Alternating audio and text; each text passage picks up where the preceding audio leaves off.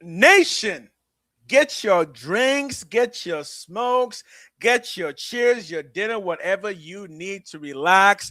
The boys are here. In today's episode, ESPN is making noise about them rankings. We're going to talk about it today. And to kick us off, our boy Black in the house. Yeah, man. You know how the rankings go. Let's see if we agree with them. The Bay Boys are back, and we reacting to them. So get get your popcorn ready or whatever. Raiders. All that matters is today. Stay present, man. 3.5 hours. Do this together, man. It starts with us. It ends with us. Thank you. God bless. Thank you guys for coming.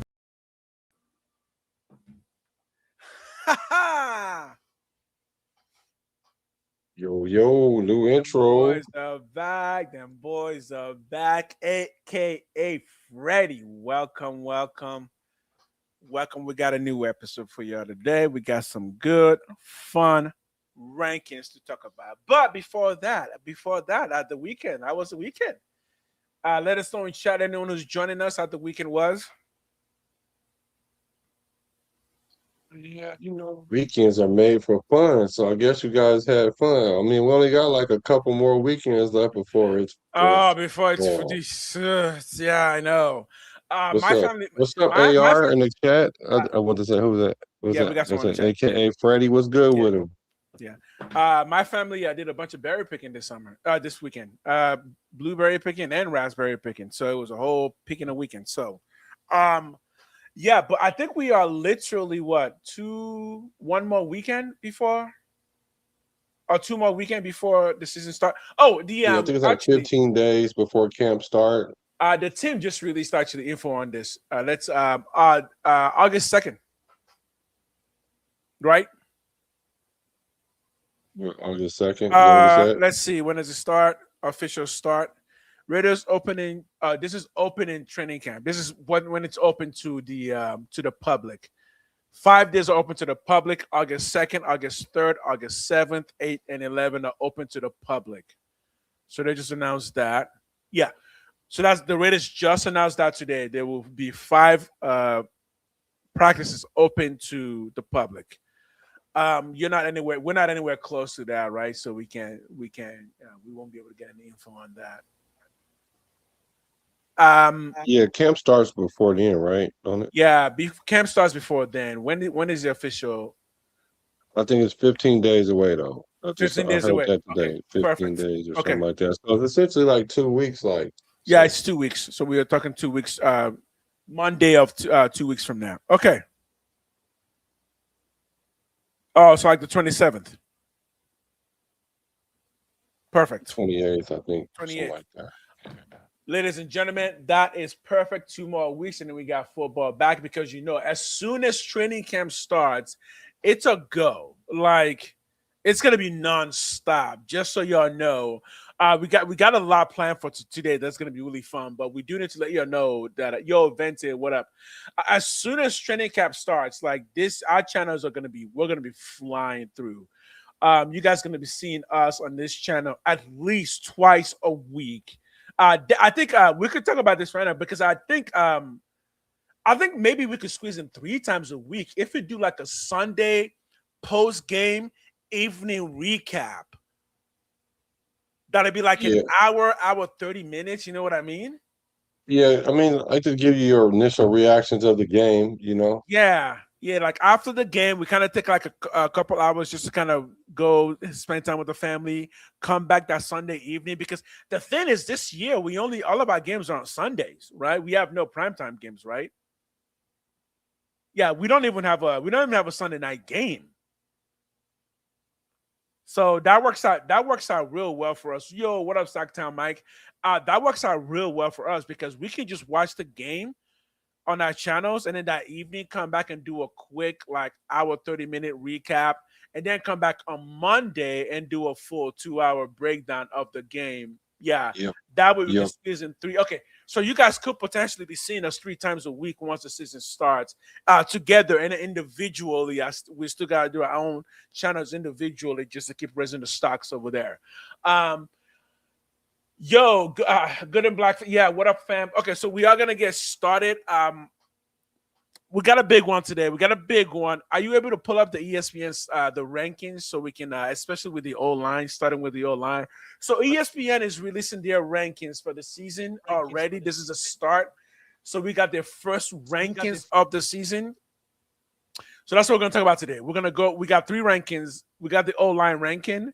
We got the tight end ranking, and then we got the edge rushers. No, four edge rushers ranking and running back ranking. And yes, the Raiders do pretty well on all of those. So we're going to talk about those for sure. All right, we are starting with the O-line ranking, and my boys bringing that up for us here. While we do that, any news from the nation? Anything we should talk about? Anything like extremely important nation-wise? I don't know. Let's I see. haven't heard of anything major happening with the nation. I think everything's pretty Nothing major. Nothing major. major. Okay. Yeah, the only major news in the NFL world right now is this rankings that just came out. And look at that. Penei Sewell. First of all, does anyone disagree with Penei Sewell? Now, I think you should be looking at interior because Penei Sewell is not interior, right? He's outside. Yeah, He's I was outside. going to go. I was Yeah. about to go to it, but you started talking about him. I was like, oh, okay. I Interior, right? I do think Penei Sewell is number one. And that boy is only 25 years old. Woo! Right, So here's there we the go. thing. I also do believe that Tyler Smith is also number one because Tyler Smith was drafted by the Dallas Cowboys, I think 2 years ago, and they drafted him mid 2022. Yeah. No, so I do know he is for sure like that boy's lockdown guard, like straight lockdown. I do know that for sure. But on this list, so this is only interior. Let me know in chat. Where do y'all think Lindenbaum is gonna rank here? Because yes, Lindenbaum is on this. This is top 10, and Lindenbaum is on this list. Where would you put Lindenbaum in all interior in the NFL?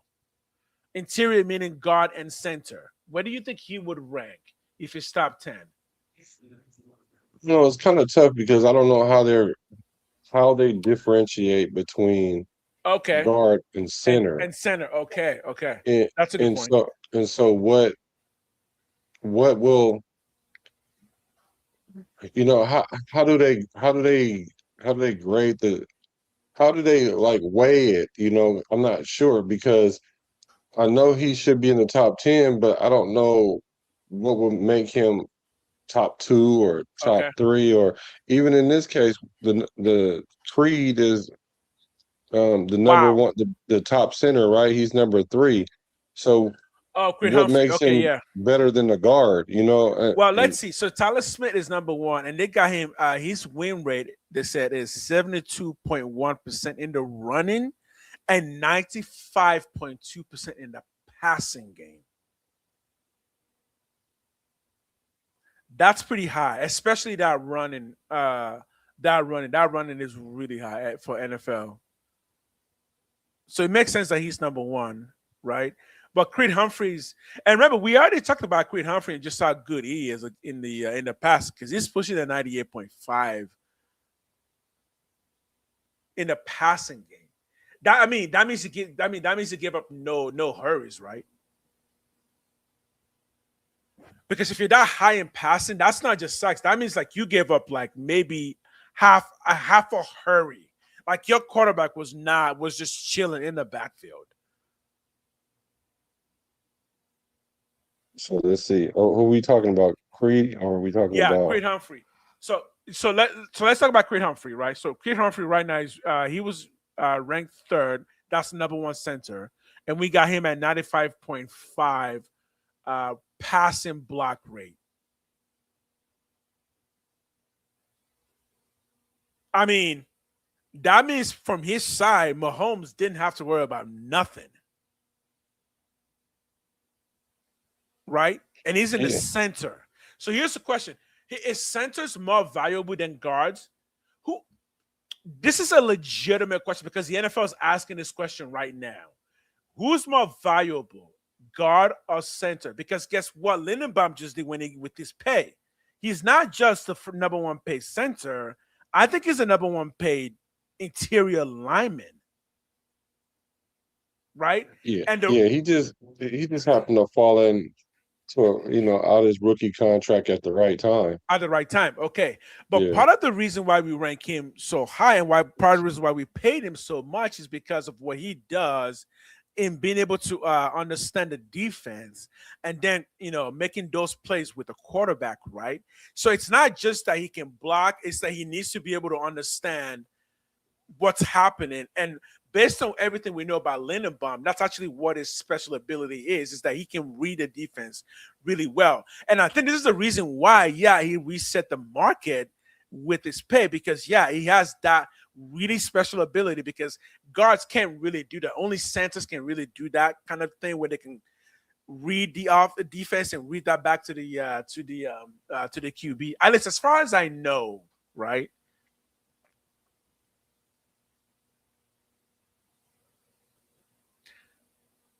So So we're talking about because Linderbaum here, no one's talking because everyone's still trying to figure out the spell check. That's fine. Linderbaum is going to be ranked number 8 in this, right? yeah. Now let's look at what his stats are. Yeah, and right before we go to Creed Humphrey, which would be the number one center here. Mm-hmm. If you guys look at this last line, it keeps jumping out at me. It says, "We didn't game plan much for him, if at all," said a veteran NFL defensive coach. "We were more worried about Trey Smith." How do you feel about that? Being the top-rated center, but you're not the number one scheme. So when you ask what's more important, I really think the center is the most important lineman there, other than the left tackle. But I'm gonna agree. I think I'm gonna agree. Chat. Honest question. You gotta let us know what you think on this because I do believe there is a movement right now within the NFL when it comes to guards and centers, and who is the actual linchpin of the offense. Look, guys. We don't talk about centers. When was the last time? I don't remember the last time prior to maybe Jason Kelsey that the NFL was talking about centers at all. I mean, sure, we talked about Rodney Hudson, but that's about as far as it's ever gone. Right? But we also knew that Rodney Hudson was like, okay, the man, right? Right. Yeah. Yeah, So, I mean the linemen don't really get a lot of shine. mm-hmm. So you really don't talk about them a lot unless you come into a situation like Linderbaum, like you go into a new team and you're already deemed elite, and then he came out in free agency and then reset the market crazy like. So that's why we kind of pay a lot of attention to him. But number 8 is fine, it's good. I think that number will probably go up. He was rated 10. Yes, exactly. Last He went year from 10 to 8. Yeah. Okay. Yeah.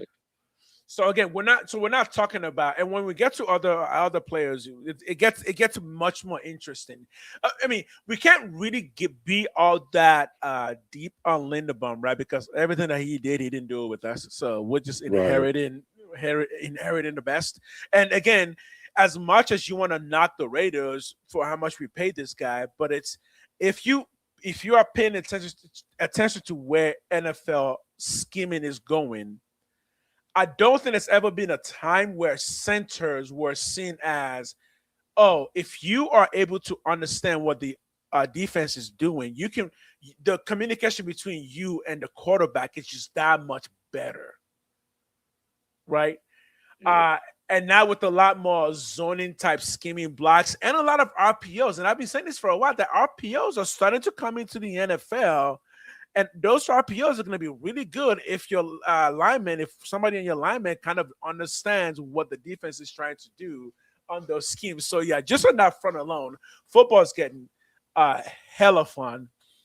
But, yeah, I think for Linderbaum, I don't think there's anything more we can say because, again, we're just getting somebody great. We didn't create him. We're just going to use him now to wreck the NFL, especially Patrick Mahomes and his team.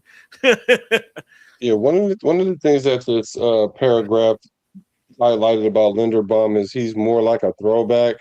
where you can go from the center and then you can go to the next level and block. So his Yes. Yeah. athleticism is his superpower, along with the communication, aka knowledge of what's going on, which is big for a quarterback like Mendoza. Um, Granted, I don't believe that Mendoza's going to start this year, but he might at some point.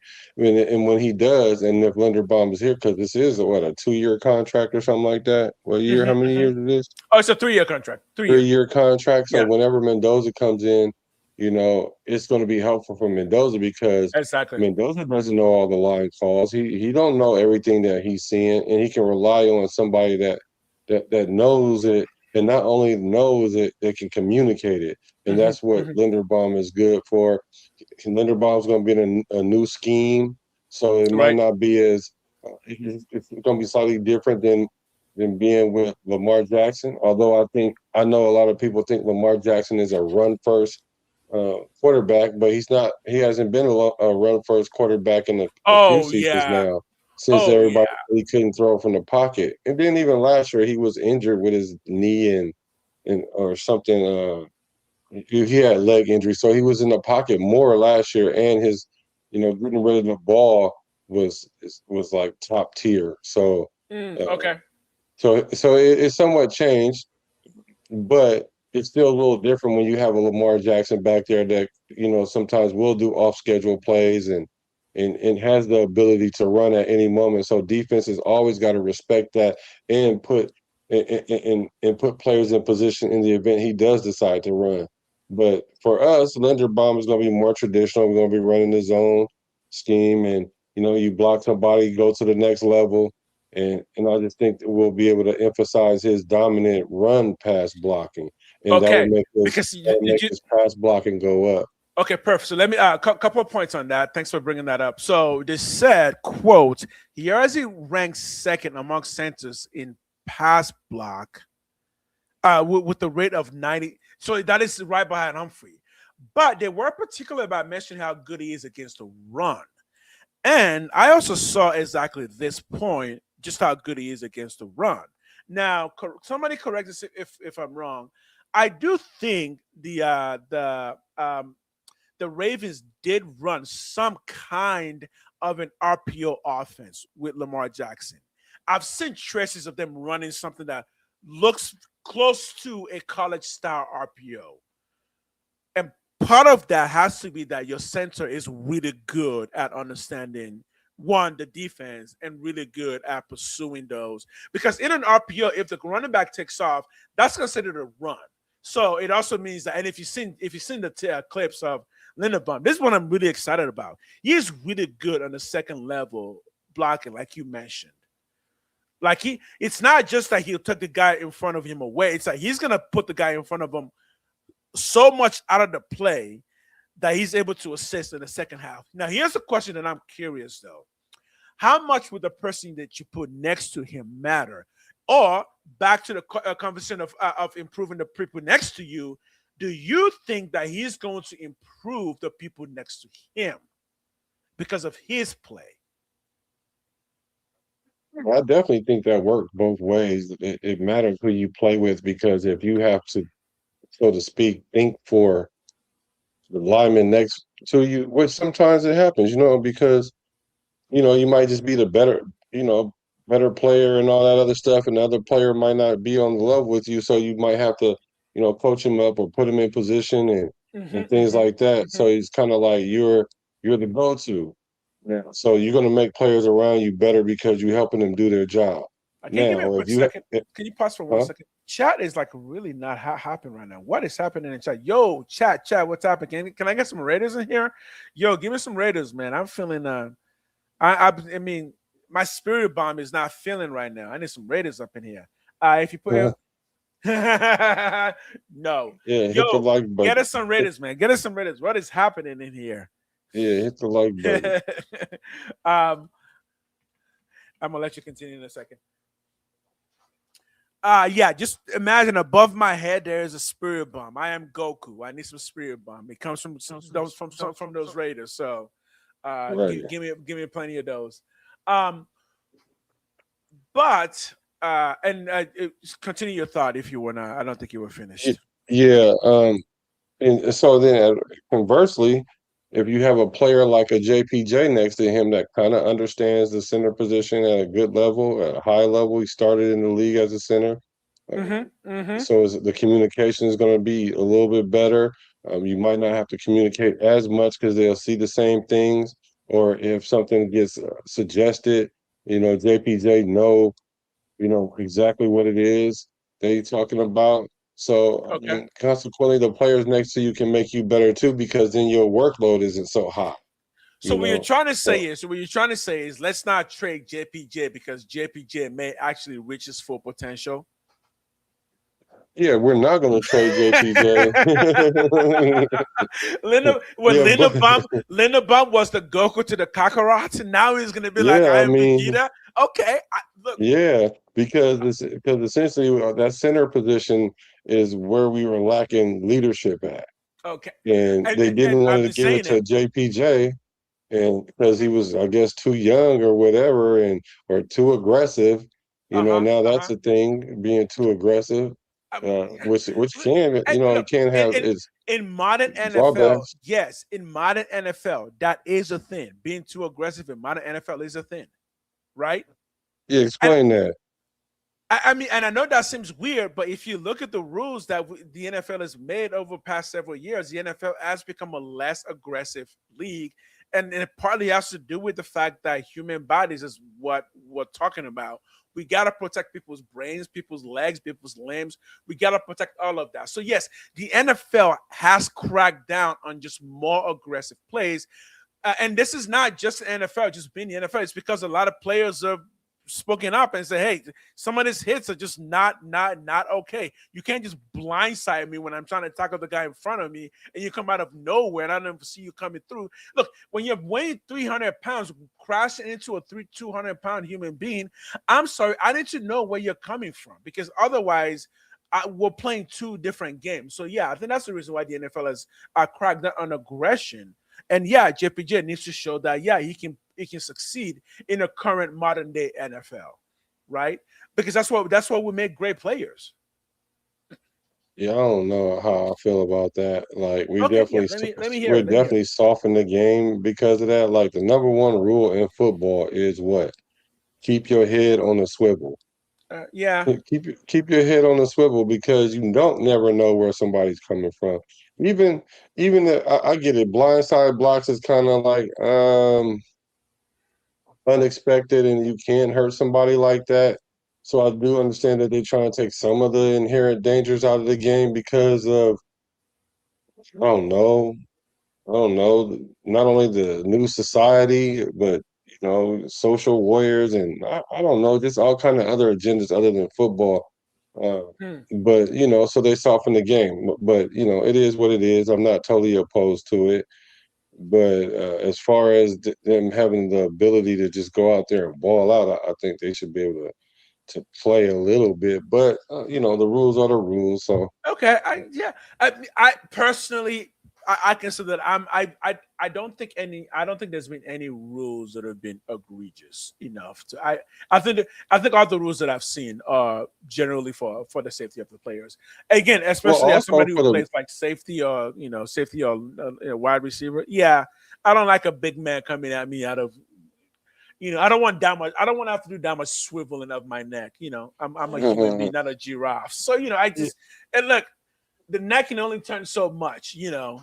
So yeah. Well, it's motivated by money too, though, because they want to be able to have the product on the field longer. Exactly. So Yeah. Yeah. Exactly. yeah, it's a And business especially, decision. I mean, uh, and again, even when you look at somebody like a Genty, like yeah, Genty's built like a rock. Guess what? I want Genty to play for the next 12 to 15 years with the Raiders, right? I don't want another Turd Gurley type of situation, right? I mean, if he's going to be a rock, I want that rock to be very sustainable for the long while. So let's move on into the next ranking on our list. Chat's still not quite hopping for us tonight, but it's okay. We're still here. Where you want to go to the Let's go. Let's go. tight ends? Yeah, let's go tight ends. Let's go tight ends. I think Brock Bauer was a shocking spot on this one, actually. Shocking. Yeah. Oh, yeah. Number There you go. He's number one. Yeah. Yeah.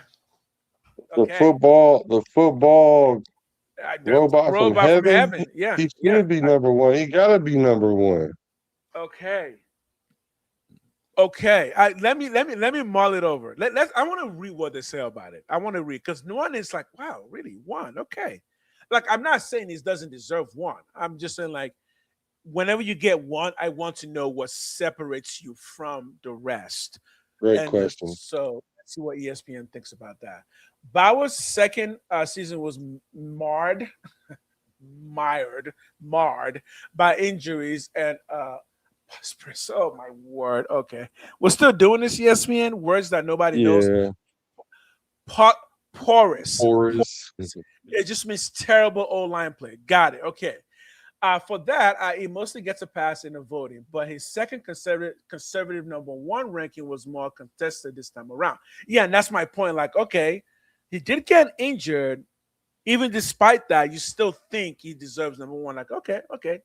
Despite a respectable 64 catch for 680 yards and 7 touchdowns in 12 games, last summer, Bauer's fending off the field convincingly thanks to his setting. Yeah, okay. Again, why is he number one this time though? He's better. Let's keep going. Okay, as far as route running, okay, separation, zone instinct. Okay, if you've heard my talk about Bowers, this is everything I said about him, what makes him special as a running tight end. So they say as far as running routes, separation, zone instinct, yard after catch ability combination is better than the field in those areas. Yes. Remember what I said about Bowers is he kind of seems to just flow on the field. Like he doesn't seem to like understand that there might not be space. He just like creates his own space. Like he seems to understand where to make cuts to create good space.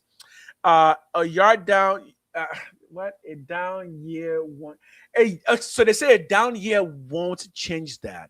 I'm still not understanding why though. Okay, Well, because last year he was number one, right. and he's the gold standard, so to speak, in tight ends right now. Okay, he runs I a mean, top speed of because 19.58 miles per hour. That's incredible. because the top tight ends like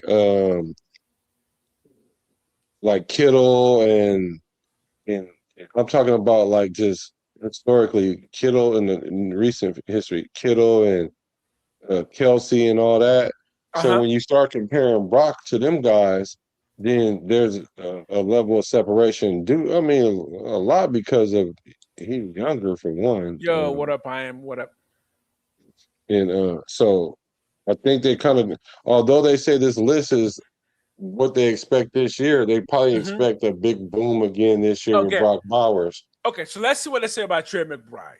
Let's see what they say Here we because go. I'll say Yeah, this I was for glad that Trey you said that. McBride. For Trey McBride, Madden has him ranked rated 99 for Trey McBride. So Trey Yeah, McBride is look at the ranked season he had rated last year. higher than Bauer. Okay. Oh, really? McBride, yeah. So real quick for the Madden plug because I'm gonna do a Madden episode when the game comes out. Bowers is ranked 97 in Madden, and Trey McBride is ranked 99. So Trey McBride made the 99 club in Madden, which is only 6 to 8 players make it. So it's pretty rare. Okay, let's keep going. So McBride made a serious case for number one, earning more than 30% of the first place votes. All but 2 of those votes were inside the top 3 for McBride, so he got 126 catch in 2025, which ranked most in a season for NFL record. Yeah, that was the NFL record for most catches by a tight end in the season. Also in Madden, Judge Kittle is also ranked higher than Bauer in Madden. Okay, so McBride 72.9 receiving yards per game. That's incredible. Okay. And nearly 16 more than any other tight end. Yeah, that's incredible. Okay. Yeah, it is. Okay. It's 566 yards.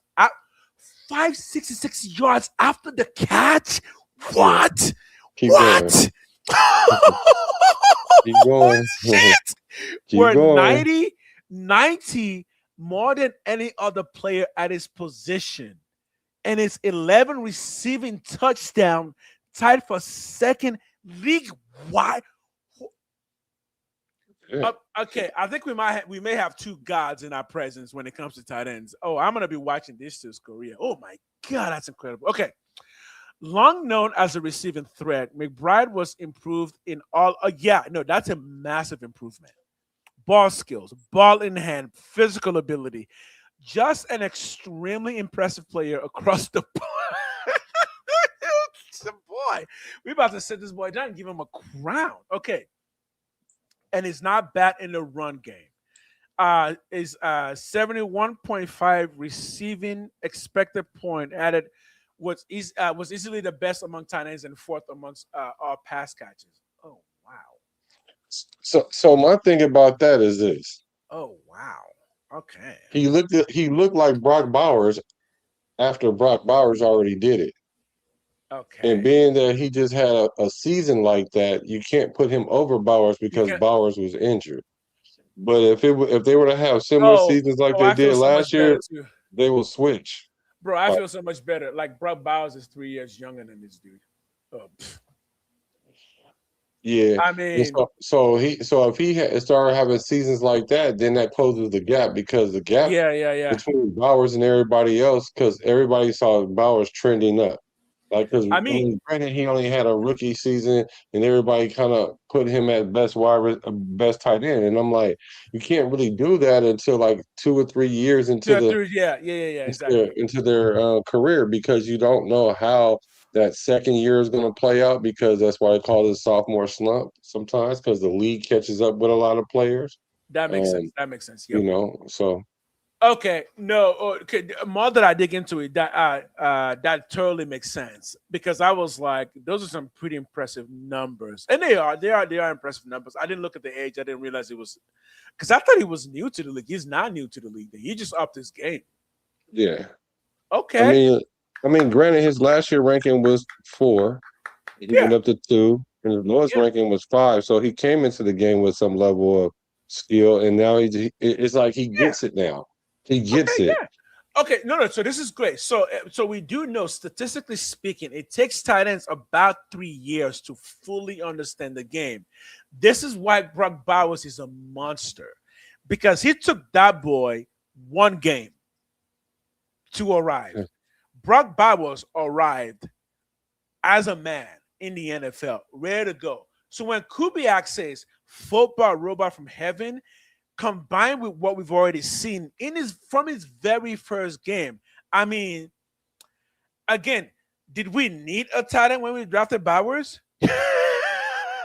We didn't.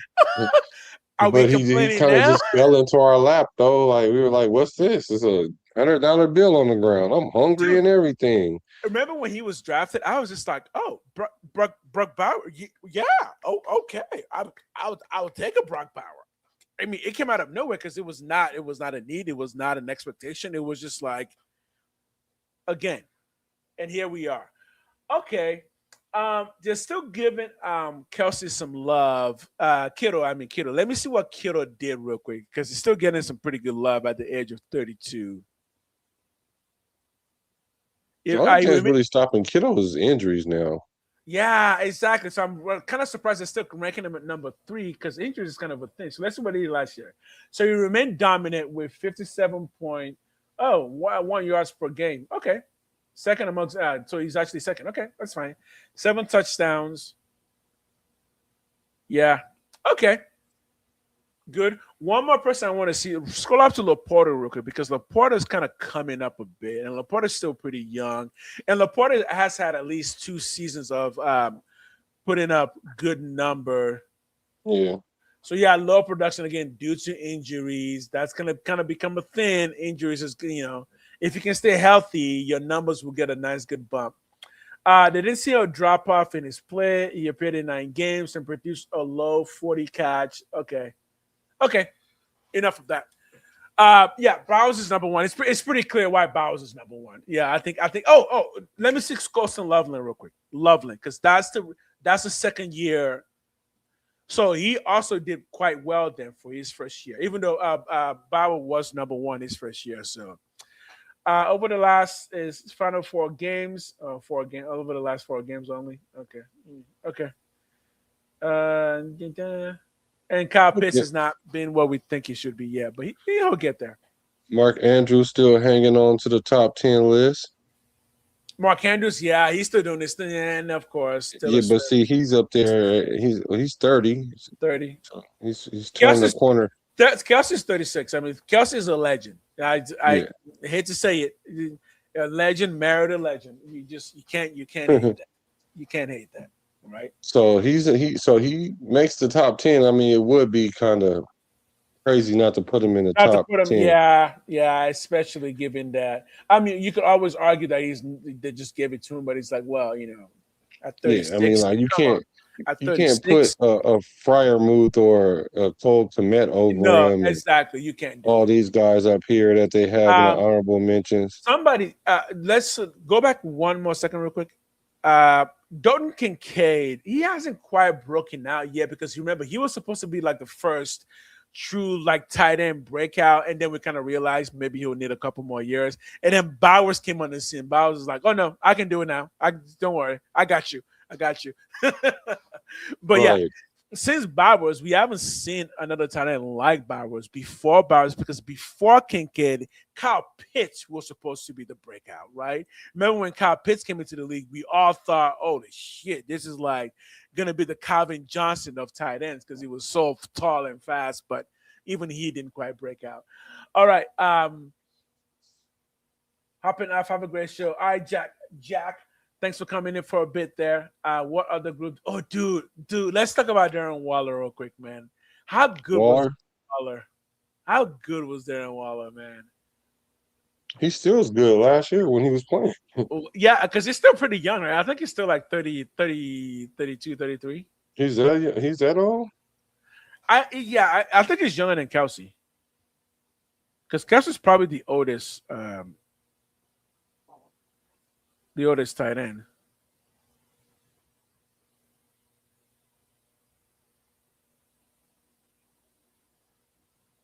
Yeah, he is. Let me see how old is Waller. Waller's 33. Yeah. So he could still keep playing for a bit if he wants to. So the thing about his 33 is he don't have his body is not 33 in football years. Exactly, because he didn't start his career off as a rookie. He didn't really start playing until he was like in his late 20s. Right. Then he played a handful of seasons, then took a break and then played another season. So I mean, but 33 is 33 too, though. So even if his 33 felt more like 30, it's still 30. So here's what I'm curious about this coming year. How many yards are we projecting for Bauer? Chat. You can go first, my man. Like, be realistic, but give a good ballpark. Like, how many yards and how many touchdowns we're thinking? Because last year we were. What was he at in his first year? What was Bowers' first year stats? Brock Bowers? Yeah, because I think he broke a couple of records in his first season.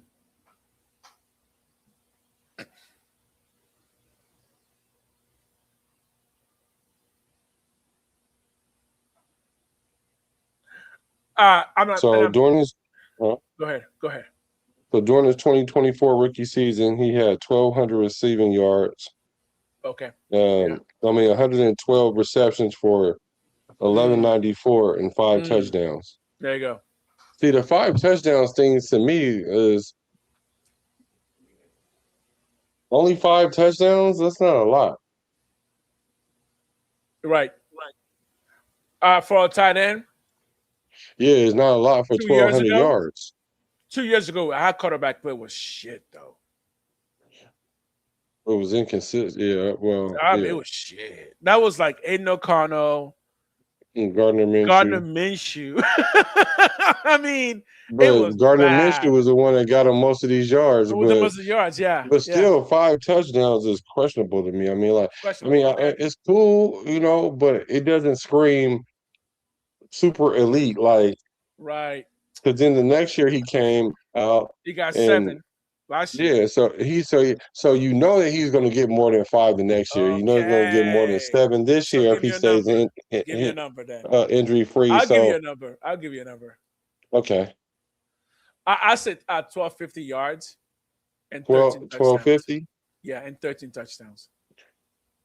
So 13 touchdowns. That's a 13 lot. touchdowns. Yeah, yeah. I I said can 13 see I can touchdowns. see 1250 though. I mean, like if he had rookie season, he had you know about 1,200 yards. 1,200. Yeah. I can still see that. I don't expect him to boom in numbers because I do believe that We'll if spread the we rock around more.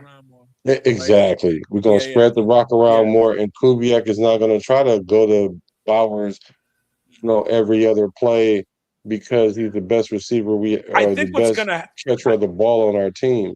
I But think what's gonna happen, legit, is I think it's gonna be pretty clear week 1 that Bowers is on a new level. Like I think it's gonna be like, oh, that the Bowers of last 2 years, that was Bowers with inconsistency.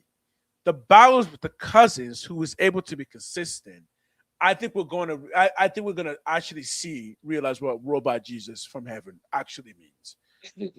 Because I think Bowers is gonna be all over the field. Like legit, he will be all over the field. And he will be and I think at the end of the day, he's gonna be making more big play catches this year. I think he's gonna be making more big play catches because I don't think it's gonna be the short yardage guy. I actually think it's gonna be the intermediate to long to medium type of guy. I think that's what it's gonna be.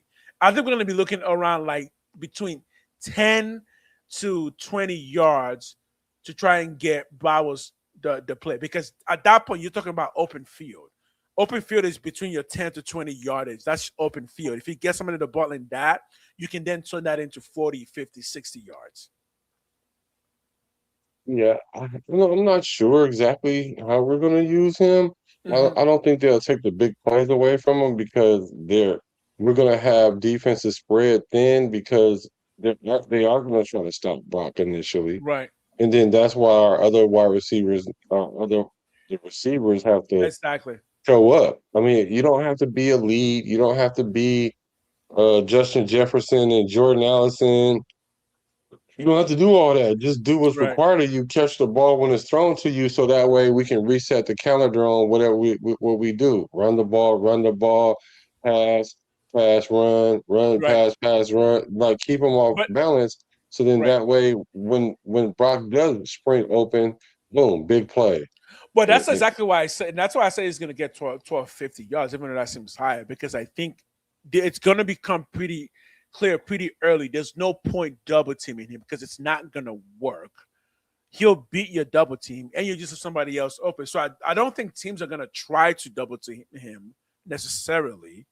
I think it's just going to be that the offense is just more efficient. We just run more plays. We get more big plays, and Brock Bowers is going to be the reception leaders when it comes to getting those 15 to 20 to 30 yards passes. I actually think he's going to be that person.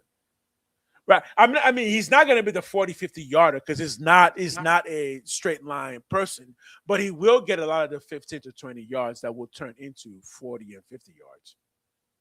Yeah, no. I think if he can have anything close to what he had his rookie season, that'll be fine. It doesn't have to be a breakout Right. season, 13 except touchdowns, for though. What do you touchdowns think of that? wise, Because though. I do think 13 touchdowns is possible. I really do. Because again, we've had bad quarterback play, but particularly in the red zone, that's been the problem. It's particularly the red zone. Not just the quarterbacks were bad in general. It's whenever we got down to 20, they just couldn't put it in the hole. Right? Yeah, I always say that the score in the red zone, it boils down to play calling and how you Play call. set up your plays going into the red zone, not once you get to the red zone. Because a lot of defenses are playing bend but don't break because you might have them they're back against the wall a little bit because you're keeping the play call off of what they think it is. They thinking it's run, you passing it. Yeah, they think you passing it, you running it. Even if they know you're running it, you're still successful. And when you do stuff like that, then when you get to the red zone, you have the full playbook. They don't know what you're gonna do. They don't know if you're gonna run it, if you're gonna pass it. Then you reach in there and you pull one of them plays out that you know should work. And then it kind of works that way. But if you just get to the red zone and then you like, all right, now give me your best 3 plays and we're gonna try to score one of these best 3 plays. Yeah, that's not necessarily the way you really go about it. I mean, you can, but it's like 50-50 at that point. And then actually it's probably less than that because now the defenses are condensed. They're not all over the field. Everything's Right. within 20 yards. So the advantage is the Okay. defenses at that point. Quick stats for you guys. Last year, the Raiders reached the end zone 47 times, Ouch. placing them near the bottom of the league in the red zone frequency. So we didn't even get there. That's my point. Like, we didn't even get to that red zone very much last year. So that 5 touchdown is like, yeah, because we got there 47 times. And was that last year? Yeah. How many touchdowns did Brock have last year? He had 7 last year. So he had 7 last year. And okay. So again, the lack of efficiency, which we know has been primarily due to just bad O-line play and bad play calling. Once we get those things in place, we should see more red zone visits. Let's see what the top red zone visit was last year.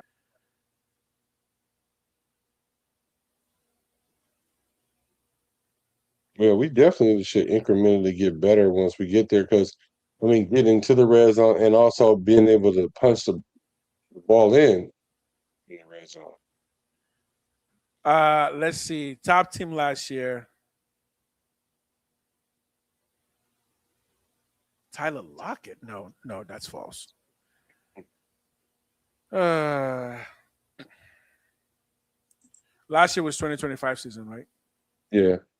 Brock will have 13 to 16 touchdowns. Mayer will have catches too. How many touchdowns do you think Mayer gonna have? He had 1 last year. I mean, he had 1 touchdown last year. Oh,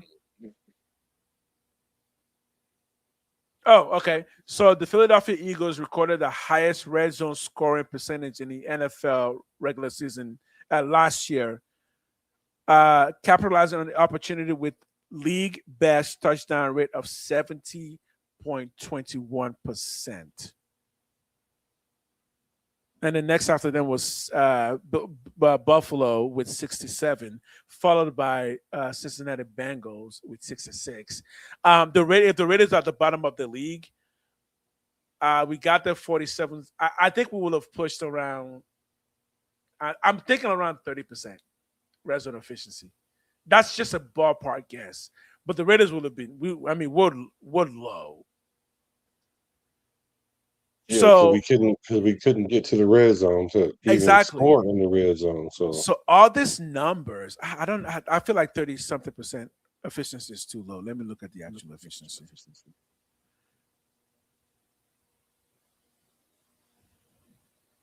If somebody can type quicker than I am, please do. I want to see Raiders red zone efficiency last year.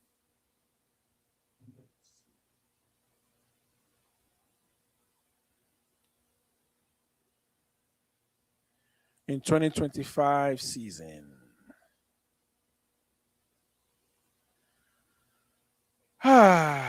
Efficiency. Oh, it was exactly 50%. We ranked 26, and it was exactly 50%.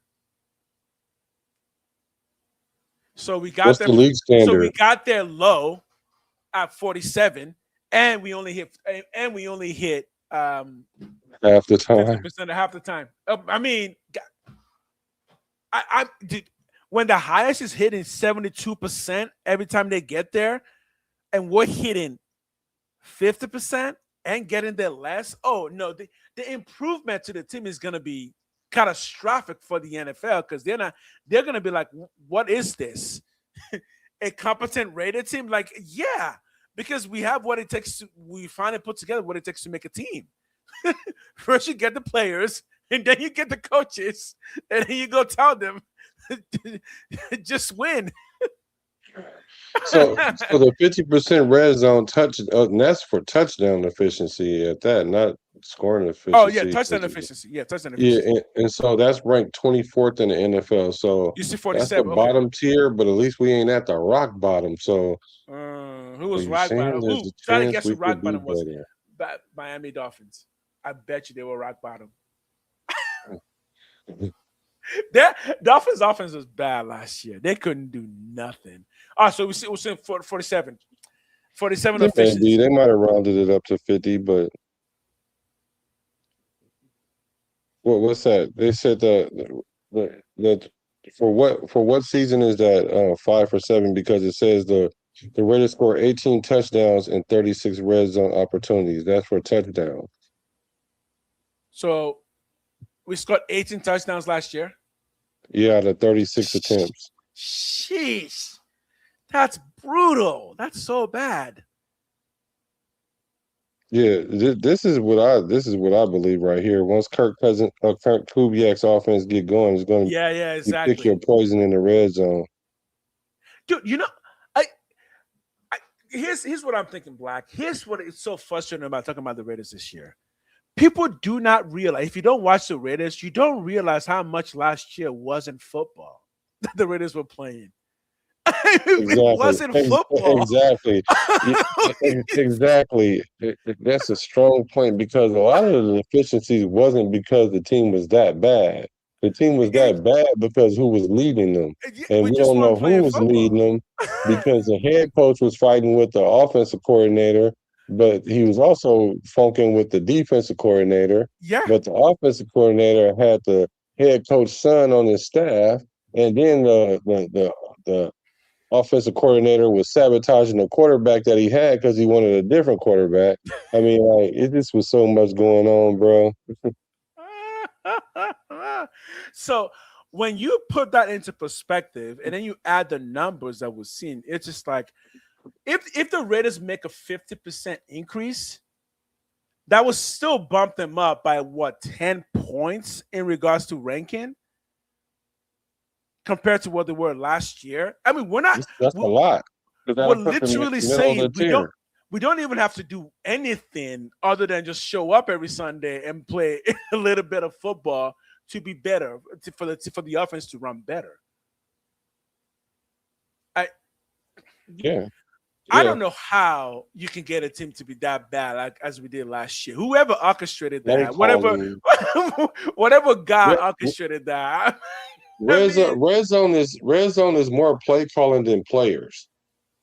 I mean, like usually within the 20s, I mean, you can put it on the player because the player can make a big play. It's a lot of field to work with, all of that. But once you get within the 20-yard line, it's all about play calling, not the play calls that you call once you're there so much as it is the play calls that you call to get there. Because let's say you get like a 40, 50-yard play right there to get down in the red zone. I'm sure the percentages goes down for you scoring because you didn't methodically get your way there and you didn't keep the defense off guard.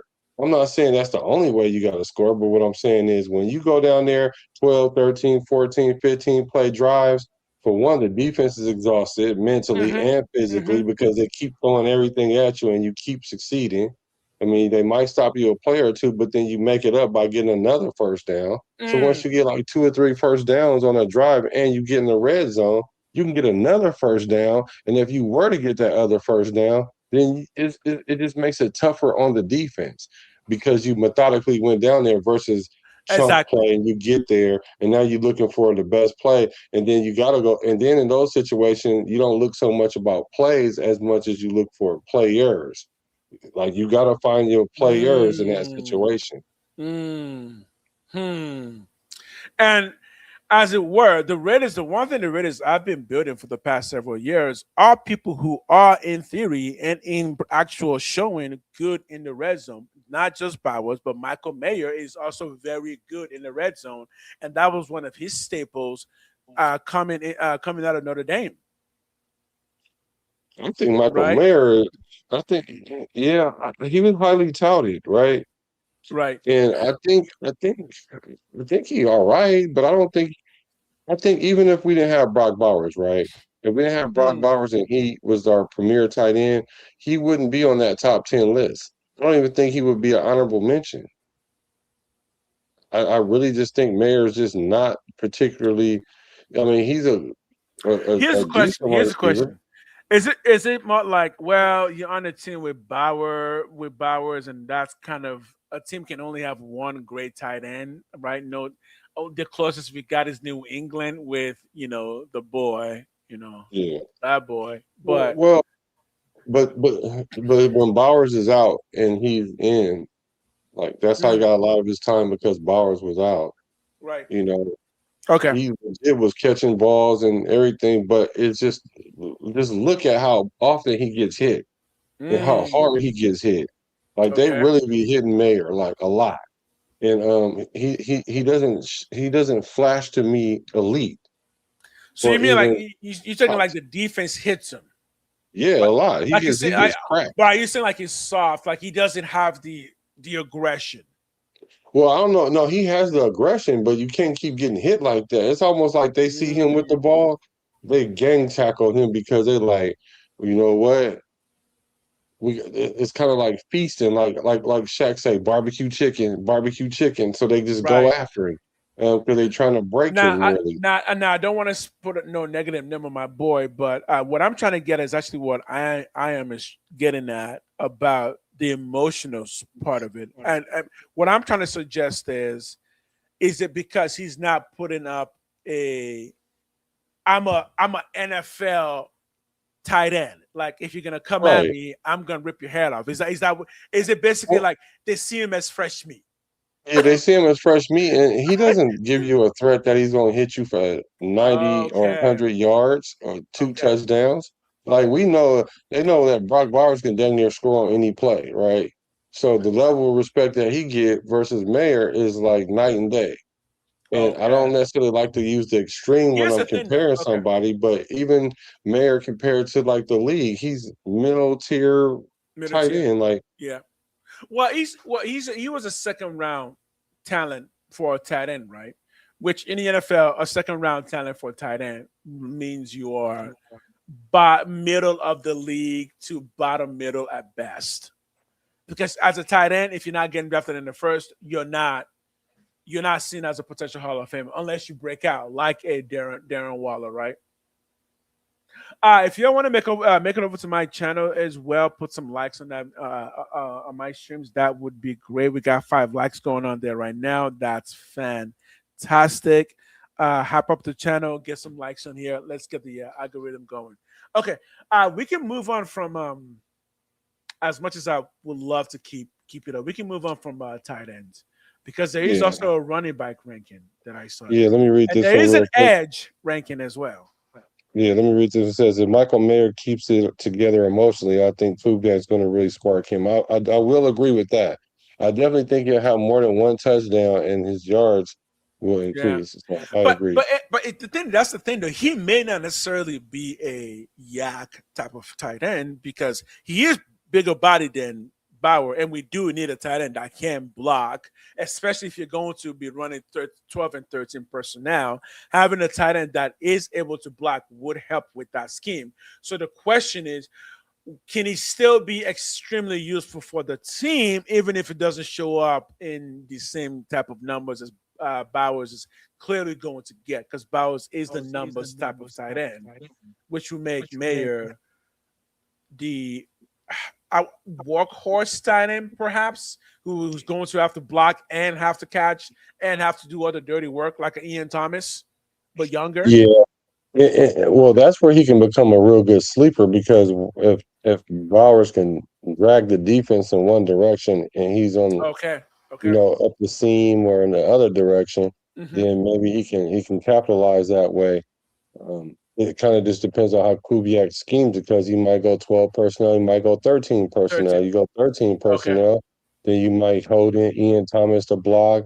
Um, and then you send Mayer in a shorter route while Brock runs off the Of safeties the or same something thing. like Yeah. that. So, Um. he definitely Yeah, can that'll eat. work. It Yeah. just depends on how Kubiak decides to set that up. What about this though? I think it may also depend on one. We don't have a number one receiver right now. I think that person is going to be Malik Benson. Is it Malik or Malachi? Malik Benson. Yeah.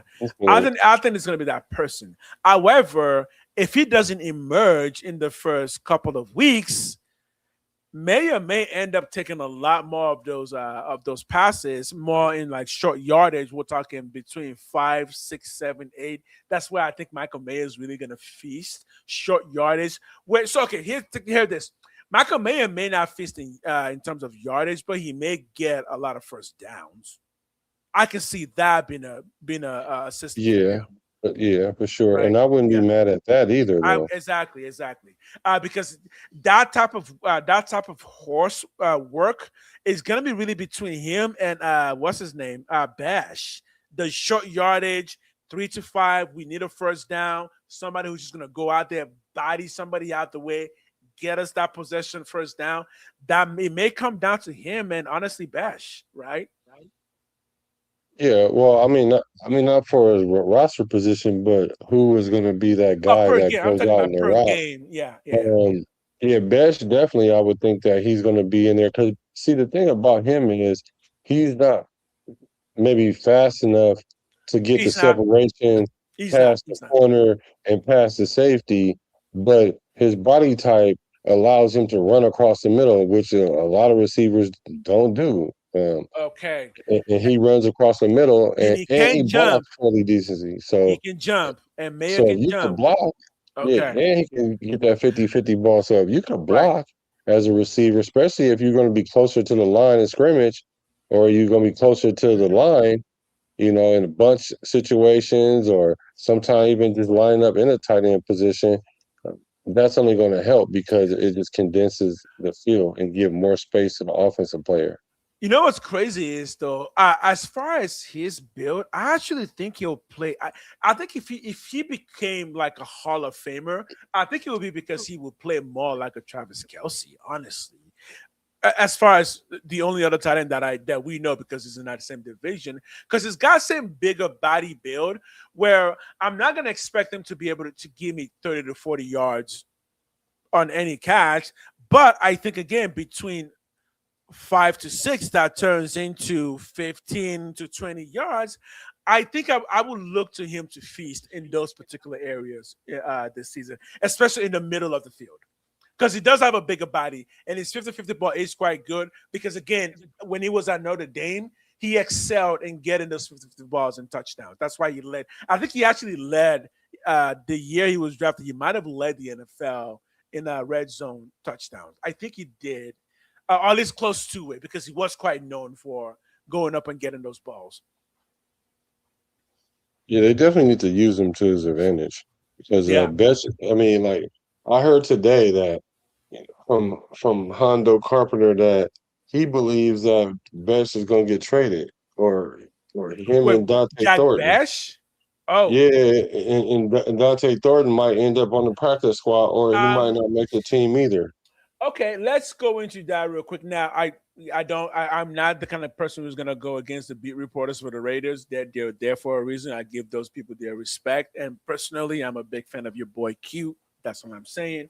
But I also think they hear things that I don't think would make sense. Like why? My question would be why? Jack Bash has only been on the team for 1 year. We barely used him last year due to the dysfunction of the coaching staff and the play calling. The same thing for Dante Thornton. Like we drafted them, we barely used them. So to trade them away for what? The most you're gonna get for them would be 7th round for both of them. No, I don't think trading them away makes sense. So I don't think we're gonna trade them away. Short and simple. Let me know what you think. Okay, so you do think? Okay. So you do think he's on a trading block? Yeah. I don't think so. I think that wouldn't make sense if they did that because, like you just said, like you got to understand these wide receivers were rookies last year. Exactly. A lot of times rookies don't get any play or very limited play, so they did get some play. It's just that they weren't part of this. They weren't part of the they weren't part of the program. The program, and they were on a very Because Pete dysfunctional Carroll team. didn't like playing young players earlier in the year, Right. and I understood why. Because then if you deplete your depth, no matter how deep you are, then you're not going to make it to the end of the season. So he was trying to kind of lightweight pace how they played. Now, granted, so we saw Dante Thornton start the year. Mm-hmm. Bush came in and he played a little bit or whatnot.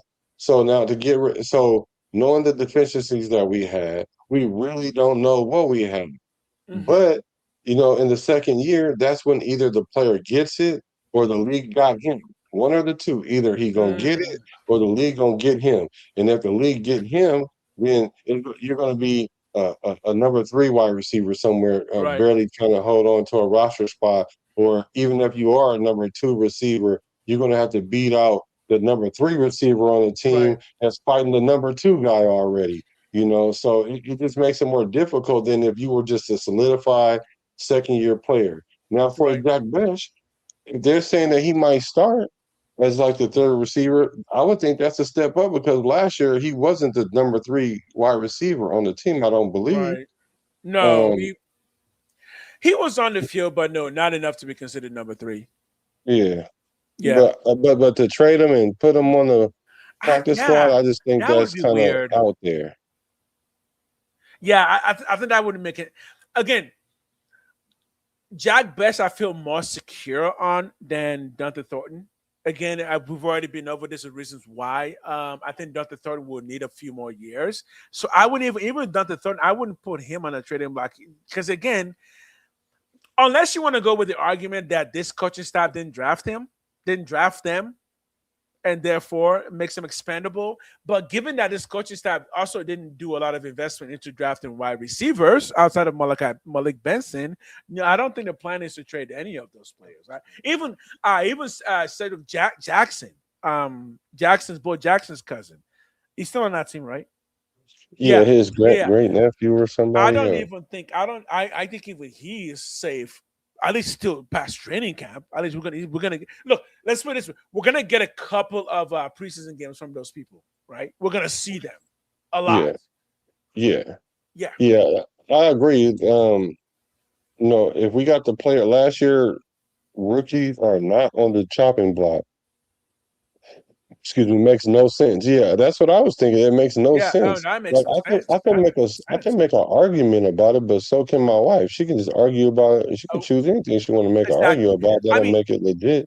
And an example is Tyree Wilson, right? I mean, he's been on the team for what, third season? We could have the team before him could have just said, "No, we're done with you." But even that didn't make sense then to say, because when they came, he was a rookie. Like, no, we're not just gonna toss you out right now.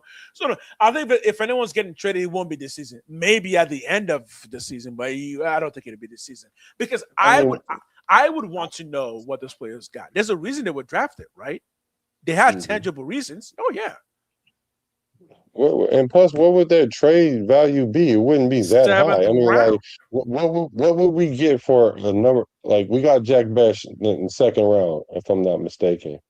And if we do trade him, if we don't get a third or we higher, traded down and then got him, right? We traded if down. we don't get a third round pick for him or a upper fourth round pick for him, it's like you'd have been better off just let him play his rookie contract out and then just see what happened. Yeah. Or at the very least, if somebody breaks out, release him and then somebody else picks him up through the waiver. But I think the only way those guys are leaving the building is if they get outplayed by the competition, because it just so happens that wide receiver is one of the more competitive positions. Because I don't even think Trey Tucker is safe on the wide receiver. I don't even think he's safe, right?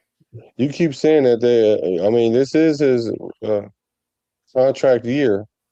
So I don't know. I'm assuming that they're just gonna let him play it out and see if he has value at the end of the year. Well, by the end of the year, he needs to stay around the 700-yard receiver. Then we know what we have, and it's essentially we need a receiver that can really crack 1,000 yards. 1,000 yards, exactly. Yeah, that's gonna be the thing where it's like, okay, The downside for him is going to be his size, so he's going to have to find a way to use that to his favor. But yeah, we've seen. I mean, we're talking like what Santana Moss type of players, right? Who are who are shorter on the shorter end of the wide receiver, but are able to pull up some incredible numbers.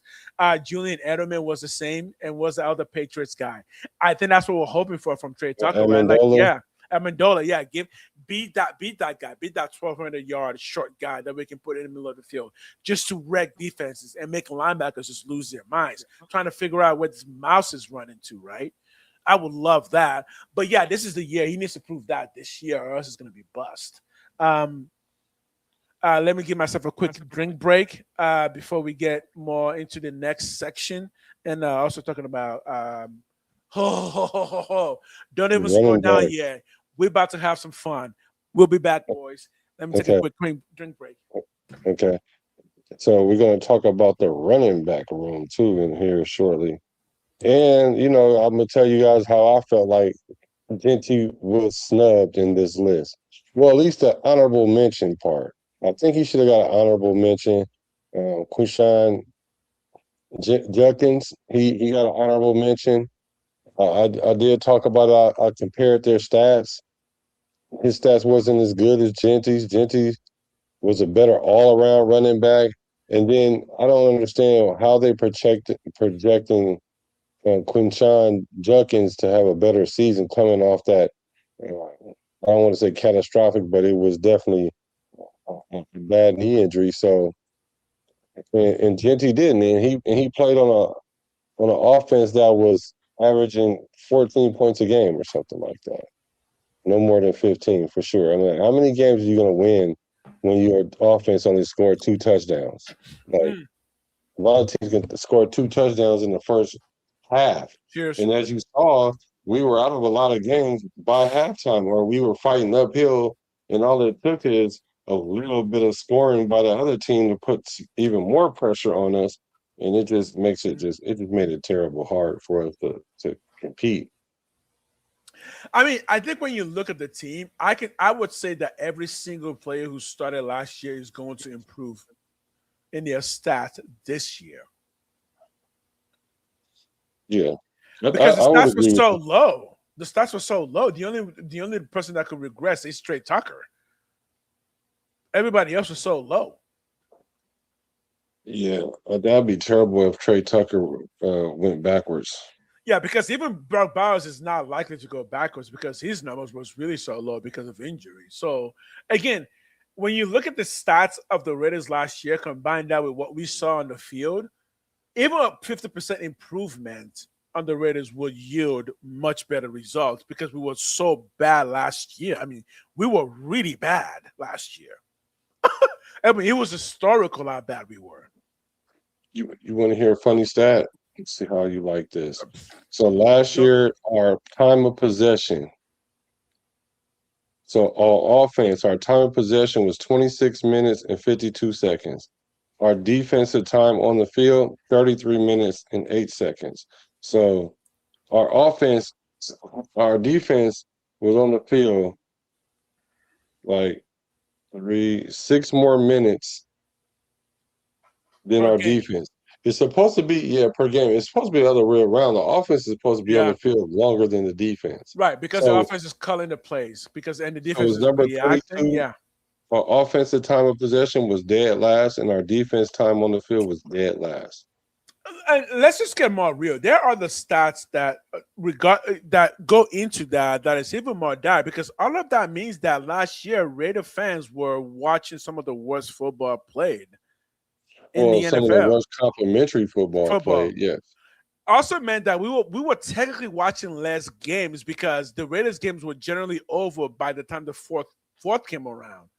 So so most of the time the fourth, they was just running the clock out. So we actually got less football per viewership than every other team. Look at that, ESPN. That'll be a really cool stat, right? So we weren't watching exciting football at all. Well, that's why they don't have any primetime games. It's for that reason, because the game was almost like you knew that when teams got to 21, the game was over. Yeah, exactly. you know when they got to 21, the game was over because we messing around with 3 field goals, got 9 points, got 7 points, or 10 points, and the other team got 21. We're not coming back. We're not coming back. Yeah. So no, I think, again, if you're just gonna go based on excitement, what we got last year was as bad as it could be. But people were like, well, why do we think things will turn around this year? Because also last year we didn't spend a lot of money on players. It wasn't accidental. The coaching was bad, the play calling was bad, but the Raiders also didn't spend a lot of money last year on players, and that was why most of our players last year were 1 year rentals who were at the end of their career. We're talking a lot of our defensive players last year were literally 1 year players that were either coming from injury or were 33 years old and pretty much one leg out of the league. So there was a reason the Raiders were a bad team outside of the bad play calling and the bad coaching. We also just didn't have a lot of good players. By comparison, every single position last year that was bad got significantly improved. So, And we did it the right way through the draft and by quality, competent free agency signings. And the only one that could be worrisome is Nakobe Dean, right? If the injury kind of keeps lingering, that's the only one that could be worrisome. Outside of that, everyone we signed last year was solid, both in character and on the field. So, but at the end of the day, we're making moves. Whether they pan out or not is one thing, we're definitely making moves. We're committed to the excellence. You just have to find it. You got to keep plugging at it until it start making sense. And then you're going to make so many mistakes trying hard that you're going to work your way into doing it right versus just comparing, instead of just complaining about this and keep trying to throw more money at the problem. Just like a business, when it's failing, you don't throw more money at it. You don't try to scale it when it's not doing well. You're just going to lose more money. And same thing with the Raiders. Like, we just kept trying to put these players in position thinking it was going to change things, but what we needed to change is our identity, our approach, and the continuity from the top, from the head office down to the coaching staff, because there was so much divisiveness in our head office last year. And I think the people need to know that when John Sparta came in, this is what he promised us, that the organization would be more competent. Now, last year they were infighting, but as far as we know, a lot of that really was not really within his control. But the moment the control was gotten by him, every decision that is made has been pretty clear. Like, oh yeah, you thought this out. This isn't just out of the blue. Like, no, this was a good decision. And I even think when Pete Carroll was in, what we did with Pete Carroll also made sense. And I think Spytek specifically didn't want to spend a ton of money. And even though Pete Carroll probably wanted to have a lot more money at his disposal, knowing that until we get this quarterback position figured out, there's no reason to spend all this money on skill positions, trying to beef that up if your quarterback play isn't set. But obviously now that's a completely different story. You know, how 1 year makes a difference, right? All of a sudden the quarterback is here, and now he doesn't even have to play the first year because you have somebody, a competent backup, to continue to train the team up and get better while the heir apparent is getting ready, right? And all of that happened in 1 year. Yeah, one off season. I mean, and then not to mention we got a great center, like the number 2 center in the league, arguably number 1. I would say he arguably number 1. If teams come in and play the Raiders, they're going to scheme Linderbaum. They're not going to be like, well, let's scheme DJ Glaze or even JPJ. Like, they might try to scheme Colton Miller, but even in that, you're the resources you're using to do that, now you're only allowing like Tyler Linderbaum and JPJ to go crazy. So you got to start with the head of the snake when it comes to this O-line. Unlike Kansas City, where they said, you know, this guy is the best center, but we really don't scheme for him. Okay, yeah. Let's go to those running backs. I want to see those running backs, because the running backs is really fun right now in the NFL. There's just some good running backs. Yeah, of course. Bijan, only 24 years old. That means already, dude. Bijan is so good. Wait, he got 20 yards and 79 catches? Oh, man. Oh, so he led the NFL with 2,298 yards from scrimmage. Oh, is that a record? Yeah, Yeah, that's so a he record. broke the record. Yeah. Yeah, that's a fucking record. Oh my God. Okay. No, he's good. Okay, Mr. Gibbs, what do you have? Dude, Jameer Gibbs is so fast. He's so quick. If you watch him run, oh my goodness, he's so quick. Yeah, so they say your eyes tell you there's no one like him with the ball. Yeah, there really isn't. Like his style of running is particular. He's short and his feet are just he's fun to watch. Oh Yeah, man. I just didn't understand. I don't know what happened to Montgomery. Like they traded him, and they had a good two. They had a little And it- 2-man run game going that was pretty yeah, decent. yeah. Montgomery's getting old though. I think that may be why. Could be, yeah. Even Saquon is getting old at 29, but man, yeah, Saquon. I mean, Saquon's pretty close to Hall of Famer. If he plays for like 3-4 more seasons, he'll be a Hall of Famer. What did he do last year? Well, he had the Super Bowl, so I think he'll. Oh yeah, that's right. Was it last year that he did that crazy? Oh, Yeah. that's 2 years ago. That crazy jump. Well, yeah, it's 2 years, not last season, the season before that. It was season That, before. that That was kind of his best season. solidified him. Oh And yeah, then he dude. came from New York, and he was a beast there. And he was a beast there, and yeah, he was good in New York, and then came to Philadelphia, made that team better, won the Super Bowl with them, did that crazy jump. Yeah, he's already a Hall of Famer. Well, he's arguably the reason they won the Super Bowl because, I mean, Exactly. Jalen Hurts play at a high level, whatever that level is. Not respected as much as he would like or a lot of the fans like, but I Yeah. mean, as good as they played, they only got so far. But when they got to Saquon, well, I'm talking about top tier Saquon, Mm, and you saw what the results. But then the following year, like I say all the time, like the NFL, they make sure that whatever happened last year don't happen this year. You don't want to get beat the same way you did last year. So mhm. this is why his numbers went down. His numbers definitely went down. That's not to say he was a worse running back. It's just Right. that they weren't having it. So they have to get more creative with how he gets the ball and win. I'm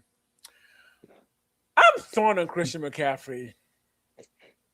You what? I'm torn on him. He's good, but he doesn't win.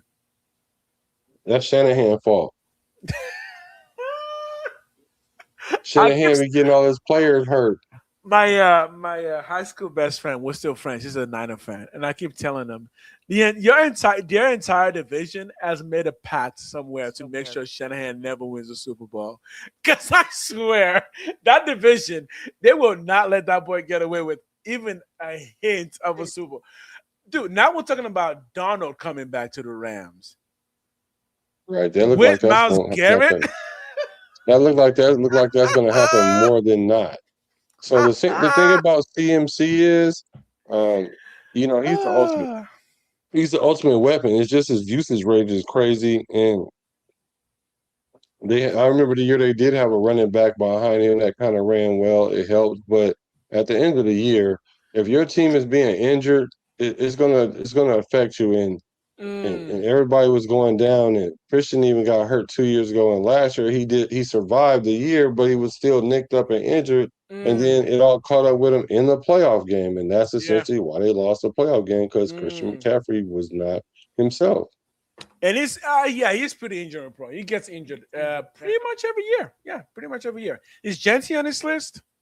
So Jonathan Taylor is fifth, Derrick Henry is sixth, Of course. James Cook The is king. seventh, H-N, that H.N. makes sense. is eighth, Kenneth Walker?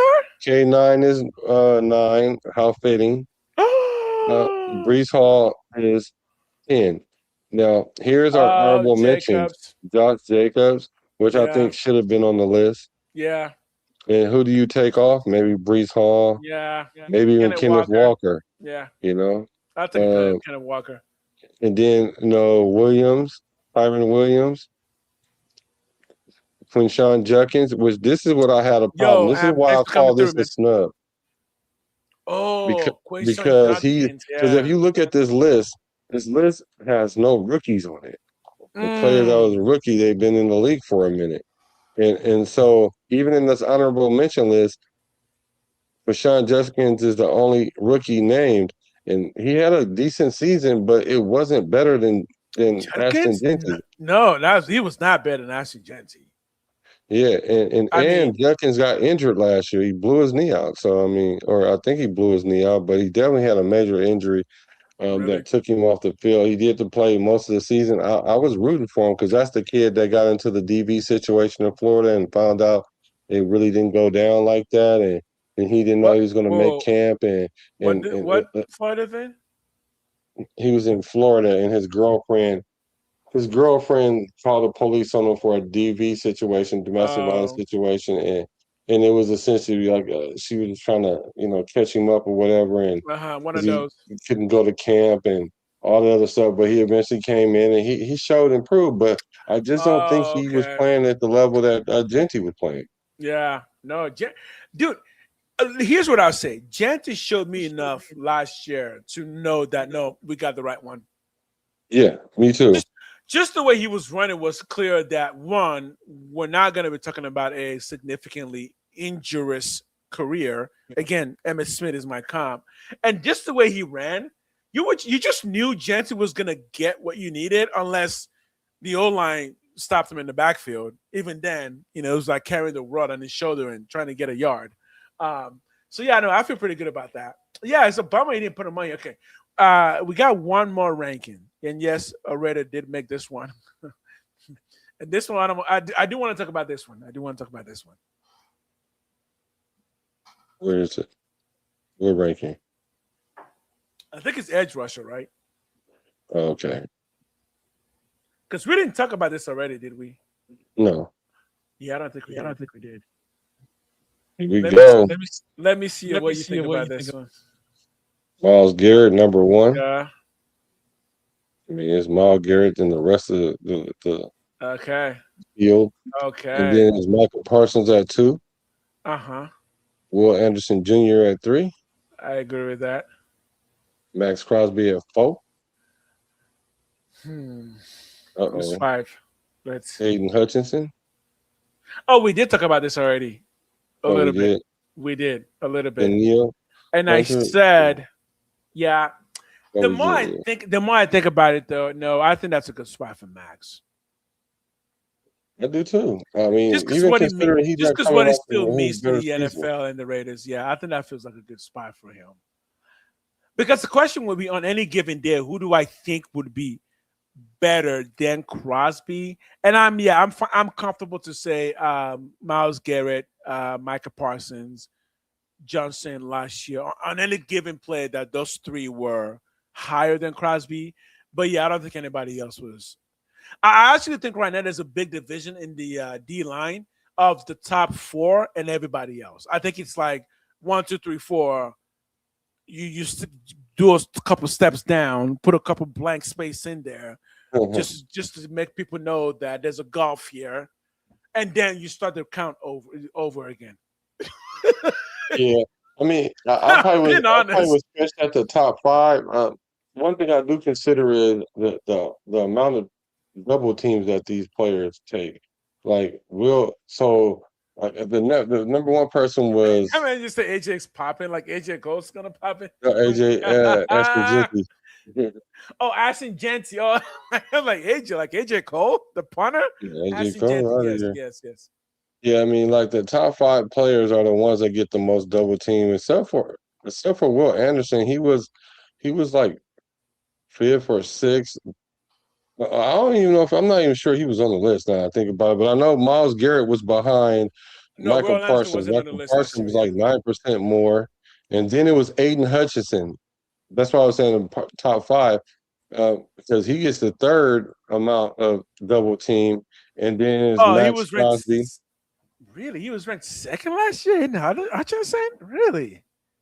Yeah. Oh, maybe the highest ranking. The highest ranking. Last year he was ranked 7. Also, he bumped back up to 5. So, to be fair to him though, Jacksonville did pick wrong.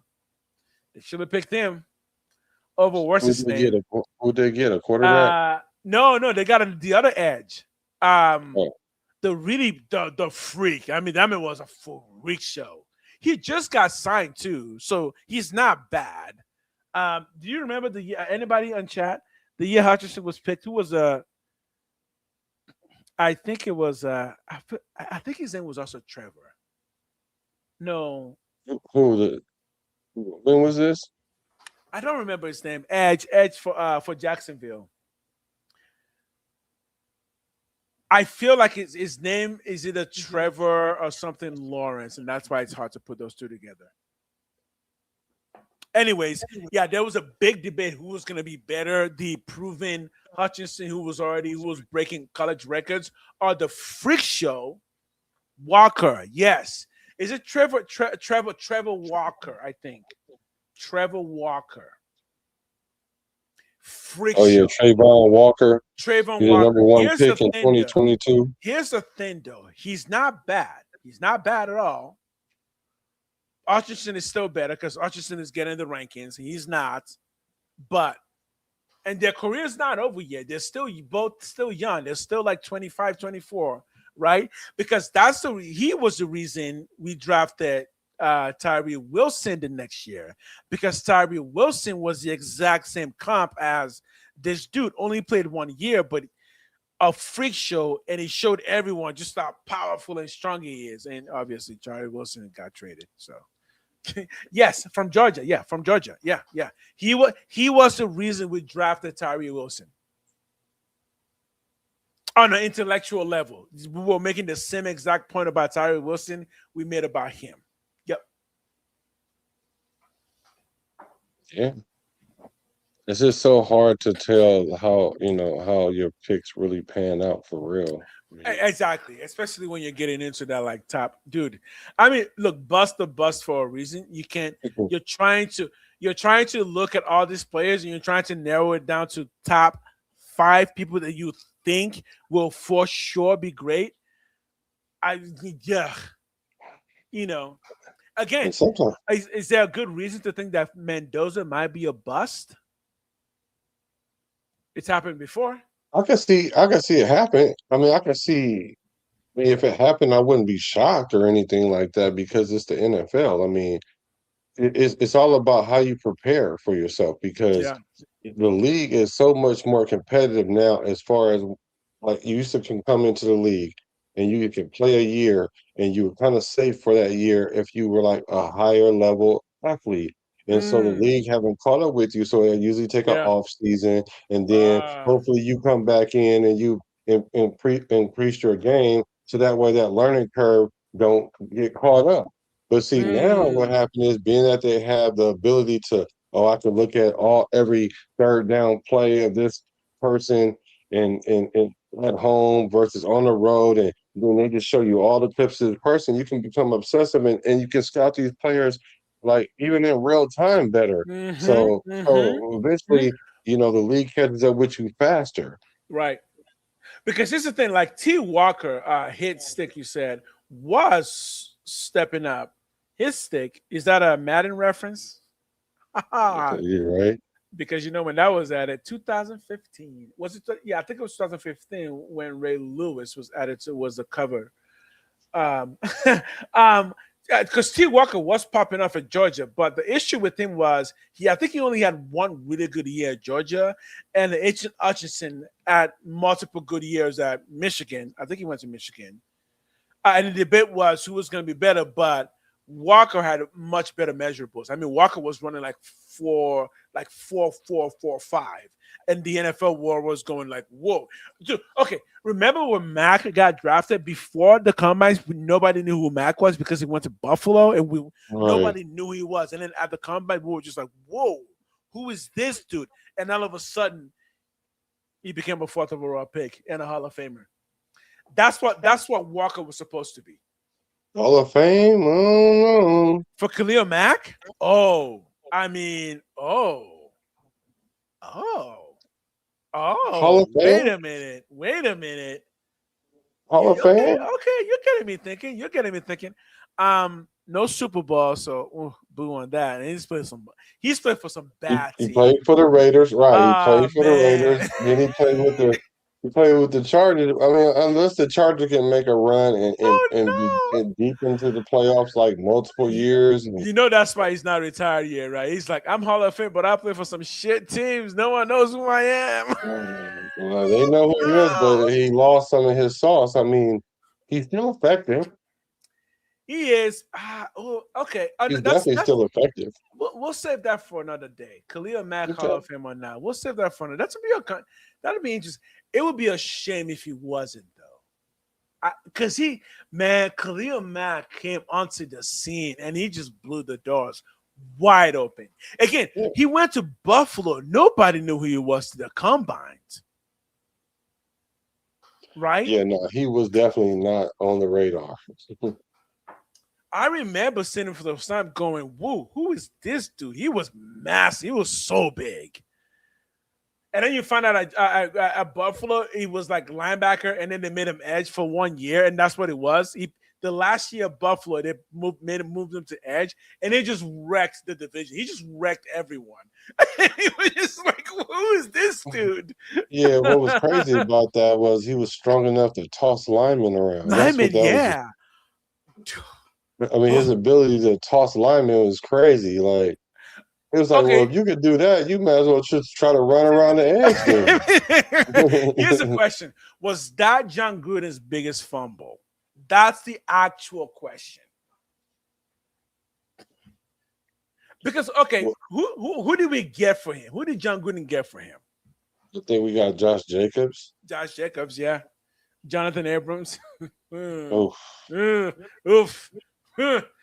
Don't care what he says about Josh McDaniels. Like, no, you were part of the problem, my man. Because we saw you play football. You were part of the problem. I know. I think that might have been John Gruden's biggest fumble.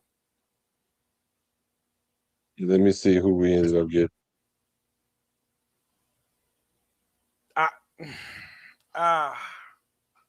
And that also hurt Mac. It really hurt Mac because the Raiders were becoming a better team, right? Let me just trade him to Chicago. Chicago was so bad too. I just want to see who we ended up getting. I know we ended up getting Josh Jacobs. Josh Jacobs, Jonathan Abrams was because remember we got two late we got Damon round. Arnett. We got Damon Arnett, Brian Edwards, Deshaun Austin. I don't even know who that is. So we essentially got Josh Jacobs. I mean, David Arnett played corner for us, and we ended up getting two corners, a wide receiver, and a running back for him.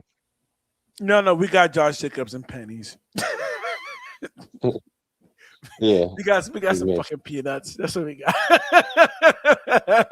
we put our message up for sale, and someone showed up and he's like, "Oh, I got peanuts." But I would argue though that I think we went. I think we put together a better team with Josh Jacobs than we did with Khalil Mack on it. But then it's kind of hard to say that because one was offense and one is defense. One was defense. So here's the thing: Josh Jacobs with Derek Carr was actually pretty good. that was pretty good. Yeah, and they were fun to watch because they had the same energy. They just like clicked. I don't know why Carr wanted Tay because him and Jacobs actually did click quite well, man. Yeah, what you say? This is why you don't exactly because of because everybody's talking about these first 2 round picks as if they're guaranteed to be like how we know they even gonna pan out. And not only that, edge rushers, other than left tackle and franchise quarterback. Look, man. Let me give you one little wrench there. I don't know how to see it. Quirk. Let me just give you one little wrench there, Quirk. Just one tiny little wrench. Max is 29 years old. Khalil Mack, when we traded him, was like 25. It does make a difference. Look, I'm not saying trade Max. I'm saying, though, I would be willing to trade a 29-year-old Max. And only because it's Max. I know you're going to hate me. But again, Max is built his entire game on never leaving the field, which means his entire game is built on just wrecking his body.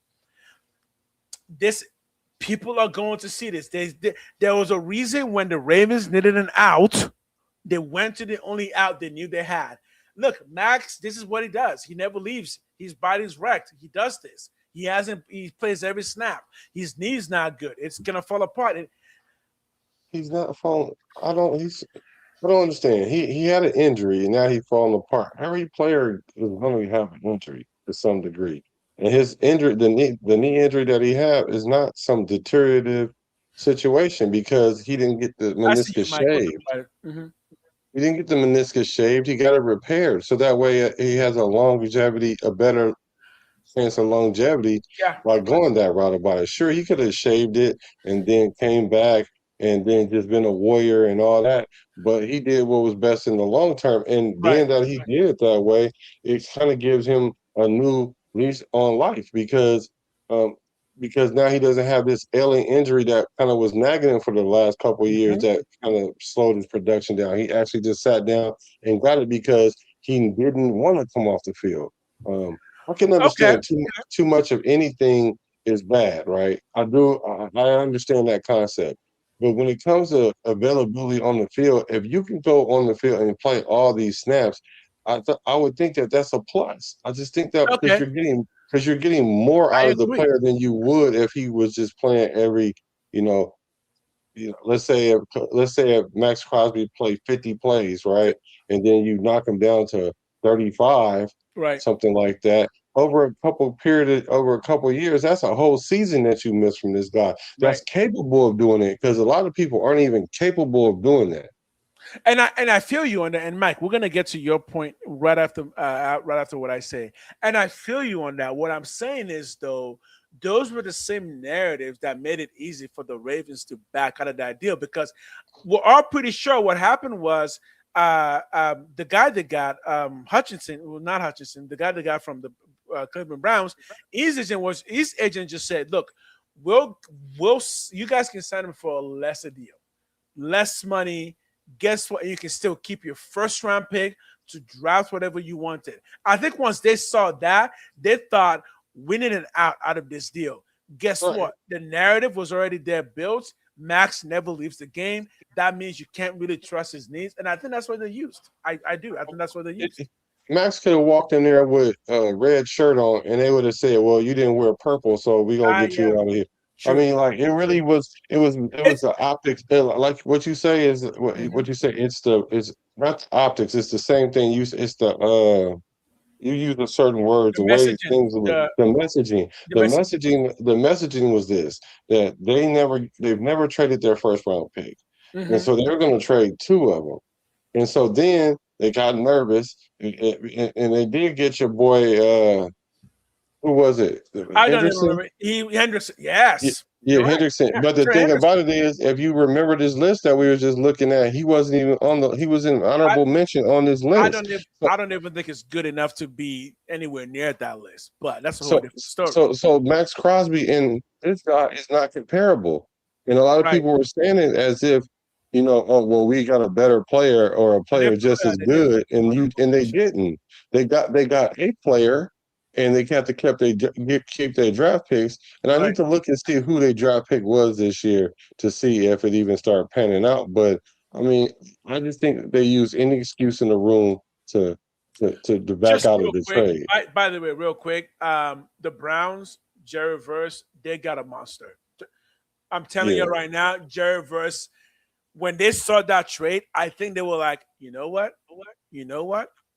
We'll take Jerry Verse and everything else you're giving us, right? I think that was a really good deal on both sides. Um, but yeah, look, I feel you, but I can't discount my point in just saying, yeah, the narrative was kind of built and they used it, and we look. I agree with you. Here's the question: are you happier that Max came back, or would you have been Yes, happier to get that first round pick? That's a I would. question for Raider Nation. Give me an answer for No, that. Okay, so yeah, yeah. your answer is no. Answer that on the playback and also in the chat. And my answer to that question is, I'm so happy that the trade fell through. Like Okay. this, because essentially, it's not like it was not like we were going to have three first round picks this year or whatever. We had an hmm extra one. hmm we'd have got another player. I mean, like, how do we draft better than what we draft? I can see if we just wasn't in position to make good. We really needed. We had a boatload of picks, Okay. and so the thing is, the hardest thing to to replicate is a star pass rusher.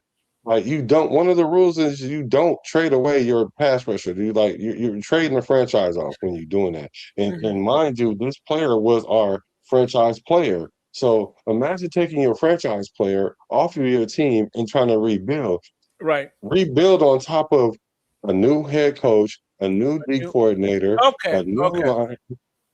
I see Like you. you I got to see. keep something stable there. That's a point. That's a good point. I'm gonna give you. I'm gonna run it. Yeah, I'm gonna give you some dough on that one. Okay, so that is a good point in rebuilding. It is good to have an anchor who can remind everybody what Raider Nation is all about. And I do think Max Crosby is a perfect person to do Yeah, that. he's an original Um, Oakland Raider too. and original, and one of the last original. No, Yeah, the one of the last. last. Him and Colton Miller. Colt Miller. Yes. Okay. I can see that continuity. I can see, and Colton Miller isn't really the outspoken leader. He's just more of a soft-spoken, just get the job Yeah, done. Max Crosby probably is that. the Yeah. get the job done, but I'm gonna yell while doing it. And he So sets the that's standard. He sets the standard and he because does. people He don't does. understand all the stuff that he does for this team. He's the person like Draymond Green. Whether you love him or hate him, what he Mm, does is he establishes that you're not going to come in there and just punk the and team. punk, You're not going to be able to. So you're not going to be able to just go over there and do like how they were doing our center and our O line. They now I they gotta saw that tell our O you, line was weak, and so they just started pillaging all the whole O line. And then you saw what happened. Essentially, that's what would have happened to the franchise if we would have got rid of our emotional leader, okay, our physical leader, our cornerstone of our defense. So getting him back to me is way worth it more than a first round pick this year and a first round pick AJ next Cole year. was also in Oakland. Yeah, he was. And not to mention the Ravens are perennial playoff team. So that's a bottom of the draft. Yeah. Okay. Look, here's and I want Raider Nation's answer to that. Are you happier? Which Good are you question. happier with, Max coming back or if we had traded Max? And my answer is I was happy when we traded Max because one, we got to first. Also because there was some edge like Akeem Mesdor that I was looking at in the draft. In that I think the draft would have been 15, 14 or 15 that I would have been very happy with as potential replacements for Max Crosby. But the logic there was because the Raiders were rebuilding, I thought, well, if Max isn't doesn't want to be a part of this rebuild, and again, that is part of some Raider Nation's point against Max that he didn't want to be a part of the rebuild, that getting him for a potential Akeem Mesdor and another first next year was a good trade-off. Yes, I thought that. But the moment Max Crosby came back, then I thought, Max Crosby, with Nakobe Dean, Quay Walker, Quiddy Pay, yes, please. I want that defense all day. Well, yeah, because that's essentially all Max has been asking for, though, this Right. whole time. Is look, I'm holding it down by myself. I mean, he legit kept us in the middle of the tier defense as bad as we were in 23 and 24. He kept us. I mean, he kept the defense at a certain level, At a and certain he's like, level. man, you got to even if let's say if the Raiders were hypothetically, I'm not saying they were, but let's say if they said we want to reduce your snaps, right? And he's like, Mm-hmm. well, how can y'all do that when we ain't got nobody? Like so now when you got a quitty pay, you can do some things like put pay on one side, let Max sit out a couple plays, and then allow those other, Keyron Crawford to come in with Coons, and then Okay. also, even seeing Sloan at the linebacker position. So you give Mm. yourself options and stuff like that. But he never had that option to begin with. Mm. Okay. I can see that. I can see that. Anything I've had against Max really comes down to this for me. The Raiders need a rebuild. Now, when he was going to be traded, it was just clear that, okay, he wasn't going to be a part of the rebuild. And I said this when it was traded. We weren't streaming together then. But I did say that this trade was just going to be a 3-year rental to a Ravens fan. And I actually said it on Twitter to Ravens that, we'll get him back in 3 years from now. once your contract with him is over, he'll come back and retire with the Raiders and probably come back when the team is more prepared, like Charles Woodson, right, in his second time around. I think the team, when Charles Woodson came back, was more prepared. Now, Max all of a sudden finds himself in a much better situation than even Charles Woodson did, so that could yield, hopefully, a Super Bowl or two for Max before his career ends, right? Yeah. But here's a question, though, because you are a Max supporter. After this year, where do you think Max is going to land on? Will he still want to be a part of a potential rebuild? Or okay, so Yes, you because he think that Max understands is that. ride or die? No, it's not even that I'm ride or die Max, but I am though. I am though, actually, now that I think about it, I am, but I'm not looking at it from that lens. I'm looking at it the lens that he's as goal oriented as he is, he's realistic to know that this team isn't going to be a playoff team this year. But if we show progress that, we go out there, win 7, 8 games or whatever, then that'll feed his fire enough to be like, okay, cool, we right there. Okay, So we're we right can there. really make some moves. Now we just need a couple more players in the offseason, whether Mhm. it be draft or whatever, but we don't know what those positions are because we filled Draft so wide many. receiver. I can call it out for you. Draft a wide receiver. Yeah, right.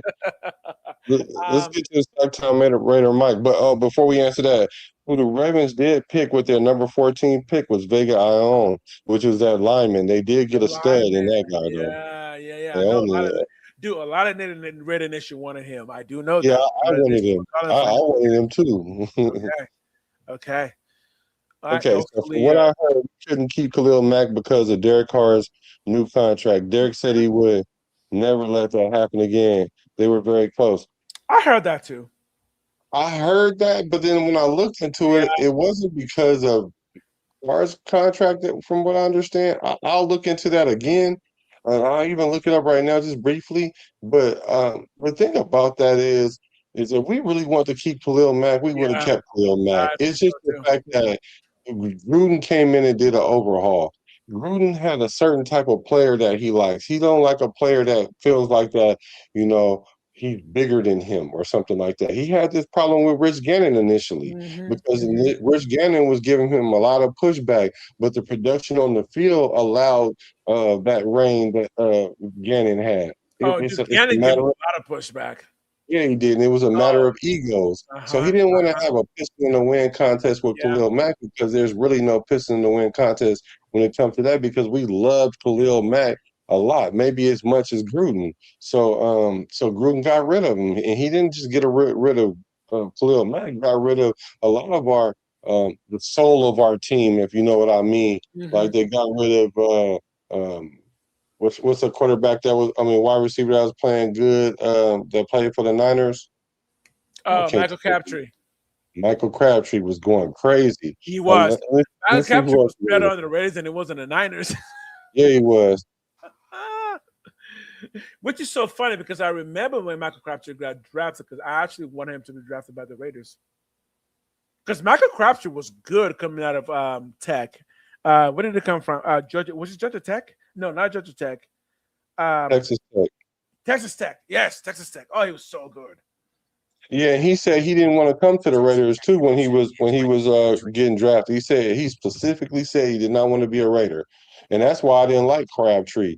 But then he came in and changed my mind because he balled out for sure. Oh, he balled out for sure.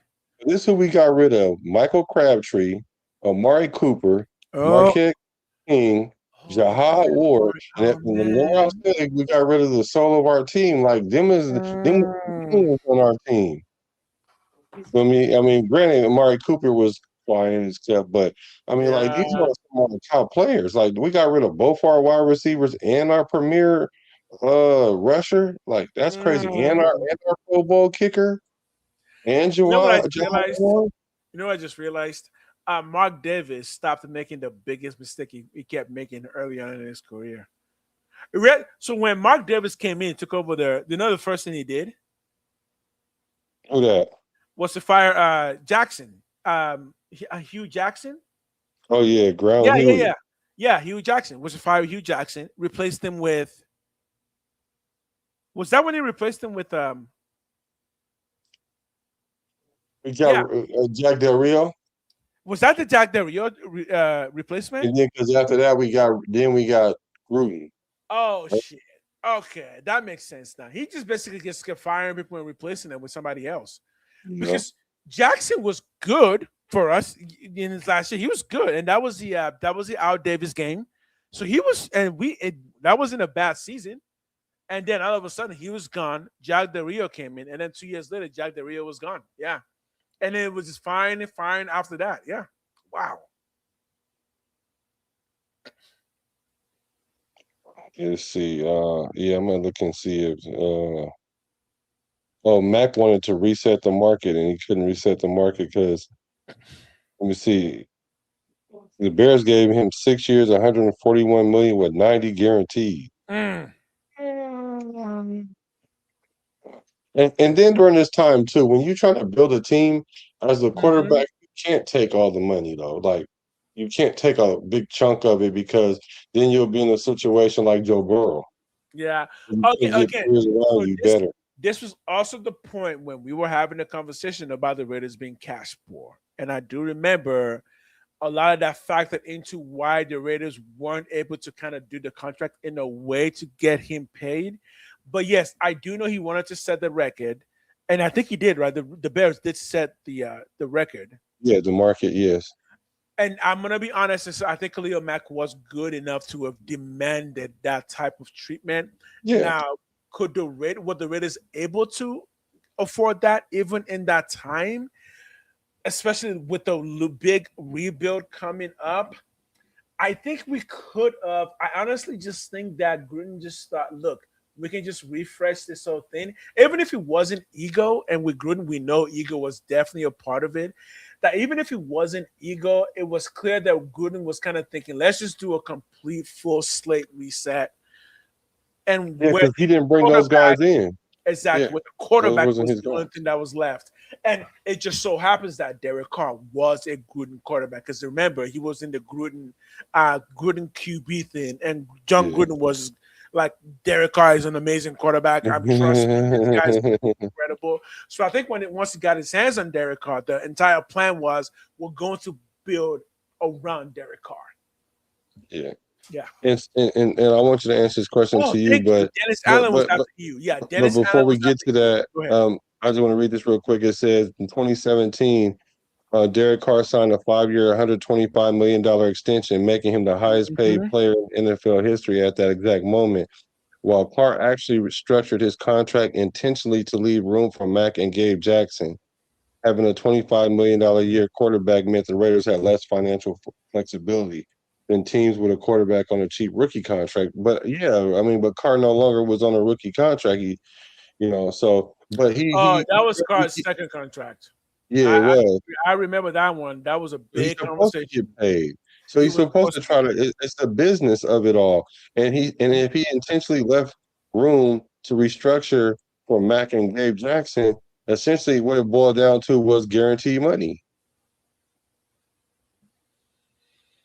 Hmm. I Yeah. mean, just ponder that. But here's your question. We didn't get it. We didn't get it good, Raider. We didn't get it good, Raider. That was the problem. We should have pressed the trade button right about now, not when the player coming out of surgery. Oh, okay. Yeah. I, uh, um, look, I think there's a lot of people who wouldn't mind trading Max. Yeah. Why though? I call it the Madden brain because in Madden it was That's what I always. call it. That's exactly what I call it. That's exactly what I call it. Like Man, this is Madden. You can trade here. whoever you want to. I dug that hole for you for a reason, but if I'm gonna dig a hole, best believe I'm not stepping in it. Here's here's what I'm saying.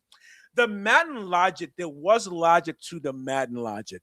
That is, a 29-year-old player, once you start getting to that age, that is about the time where you kind of want to move them on, unless they can guarantee you more championships.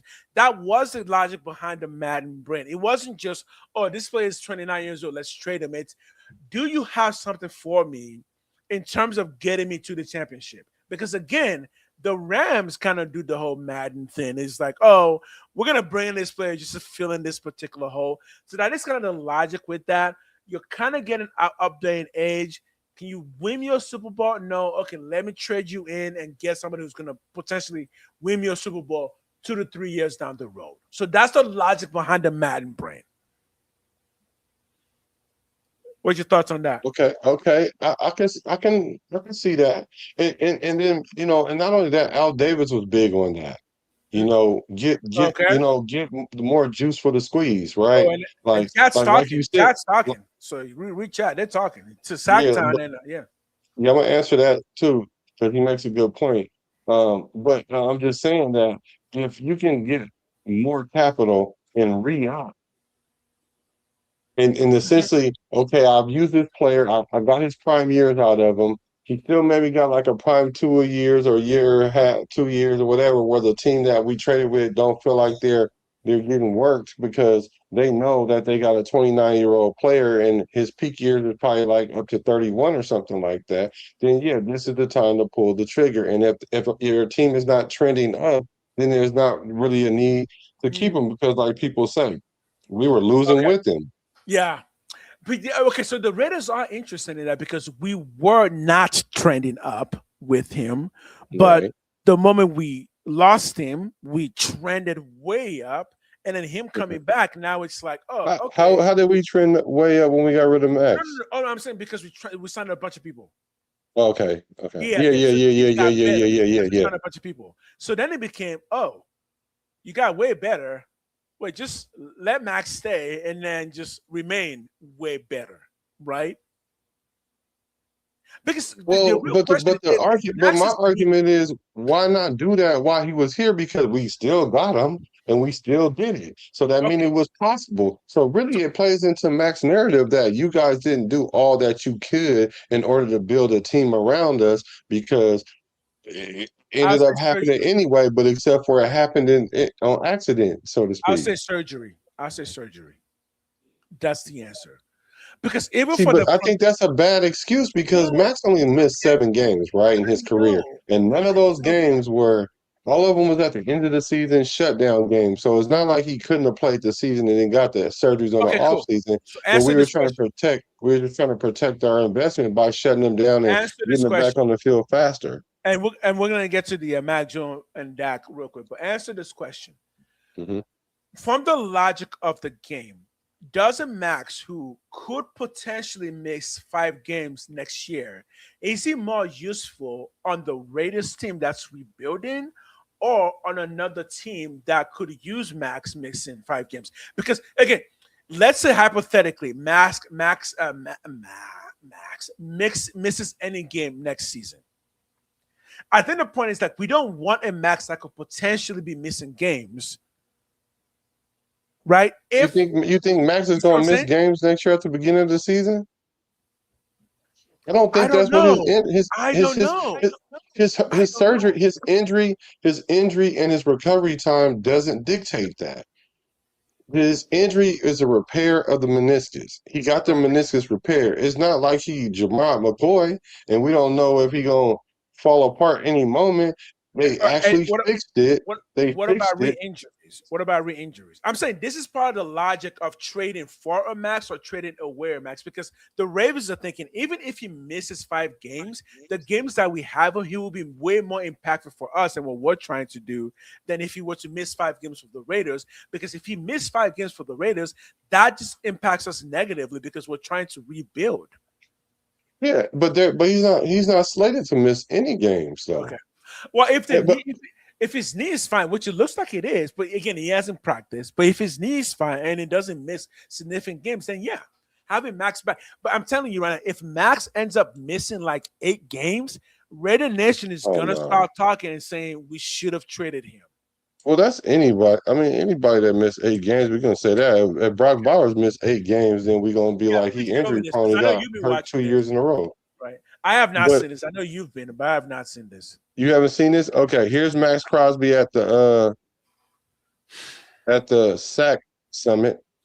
He was racing against Jared Verse. Look, off the takeoff to see who hits the hand first, and he literally beat him by a lot too. He saw how he was looking, and then they asked him about it to see what he said. And this is what he said too. See, those first couple steps, like I mean, like if he was really injured, that's the beauty of this thing. What speed are you able to go right now, Max? What speed are you able to go right now, Max, on the leg? With I know you want to go 110% today. How's the recovery in the leg going? How do I look? He looks 1,000%. I feel amazing. He's ready to go. I feel amazing. Ready to go. Been incredible for sure. Okay. Yeah. Look. I'm down. Right? If it's gonna be hate, it's not gonna be that kind of hate. I'm down. If Max is good to go, I'm down. But I also think that Raider Nation was anyone who was kind of happy to say, yeah, Max, you're getting a little bit older in age, and we know the way you play. Any kind of injury to you is going to hurt us more than it's going to hurt the Ravens. I also think that's a logical move for somebody to make in their head. And it's the reason why I was okay trading, because I thought, you know what? We can get a younger edge, Akeem Messidor, over trying to, again, run it back with the 29-year-old Max if he can be more useful for the Ravens, who may not need him the entire season. Look, the Ravens will have used him at the beginning of the season, and if he got injured, they will have rested him as long as it needed to do a playoff push. That was their plan. Right? Yeah, I think they didn't. I think they probably was thinking kind of like how you were thinking, is he going to miss any games at the beginning of the season? And if he do miss 2 or 3 games, it didn't even have to be 5 games, because 5 games would be a lot. If he'd have missed 2 or 3 games, then you would have been like having some level of concern. Or, he comes in 2 or 3 games later, then he got to get used to playing on that team. Then it's going to take until the end of the season for him to start hitting his full stride, which wouldn't have necessarily been a bad thing, right? I don't know. I just think really they just use that as an excuse because they got scared. Well, it wasn't buyer's remorse, but what is that when you scared to buy something, or you scared to go in and pull the trigger on the deal? And that's essentially what they were. And again, once the other guy's team came along with a lower deal to say, hey, look, you're just trying to go for a playoff push because Derrick Henry is getting old. So the Ravens playoff push is really only in the next 3 years, right before Lamar Jackson starts getting to the point where it's like, okay, now your age is slowing you down a bit. So I think once they realize they can get somebody at a lower price and still maintain that first round pick, I think for them it just made more sense. And then to say, look, if Max's knee is not going to be maybe not ready, this guy's knee is ready right now. He will start the season for a lower price, 1-year deal, 2-year deal. That was better for them because they would have had to give Max a new deal. But look what we replaced him with. Quiddy Pay. That's not even a comparison though. Like really though. Right.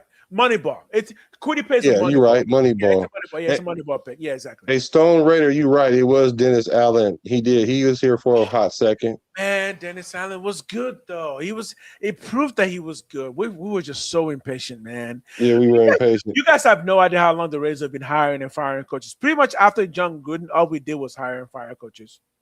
Yeah, and so Sacktown Raider Mike makes an excellent point. He said you have to remember back in those days the Raiders were very poor financially. They didn't have that guaranteed money like they do now. Good point. Excellent point. And it didn't even start becoming a major issue till like around 5 years ago. Where it's just like, okay, this not having money then is going to hurt. Obviously, that was the point where Mark Davis was getting the money, as we now found out. Turns out Mark Davis has been trying to get out that money, and guess what? The man got the money, which, again, that's going to be Mark Davis's legacy, getting that money for the Raiders, because that was the next step. Like, yeah, we've got the legacy, but in the modern NFL, you need resources to keep up.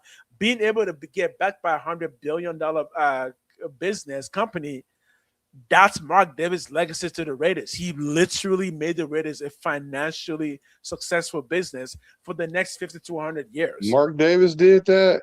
Well,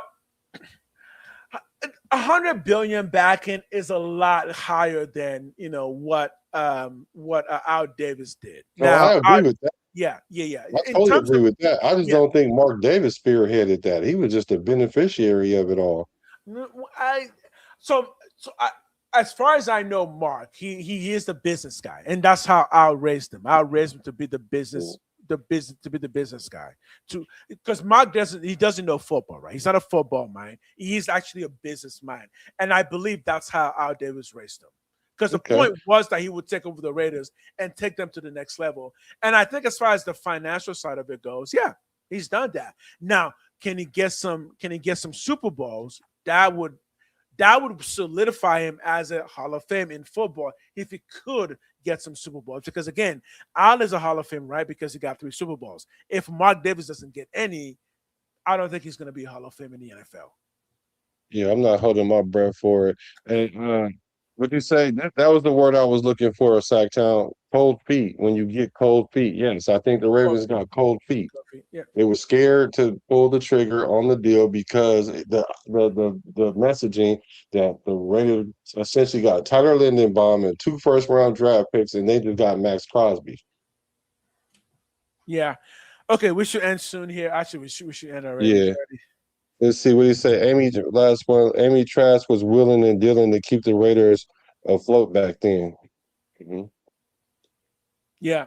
No, a lot of people were doing the work because again, it takes a lot of work to get it. Just like it takes a lot of work to get a YouTube channel monetized or get us to the next level. We need those likes. We need those comments. We need those that support to keep going. It was the same process to get the Raiders to where they are now, and that process was to build the legacy and then showcase that legacy to secure the funds to keep that legacy going. So yeah, I hope Mark Davis can win a Super Bowl because if he does, he will be a Hall of Famer. But Yeah. Well, we thank you guys. We appreciate you guys for hacking into the show. We appreciate the love. We appreciate the loyalty. Mm-hmm. And y'all already know it's one nation. The only nation is the only nation all day, every day. From the Bay to LA to Las Vegas. Raider, though. I'm a Raider from the Bay to LA to Las Vegas. Recipes to Al Davis.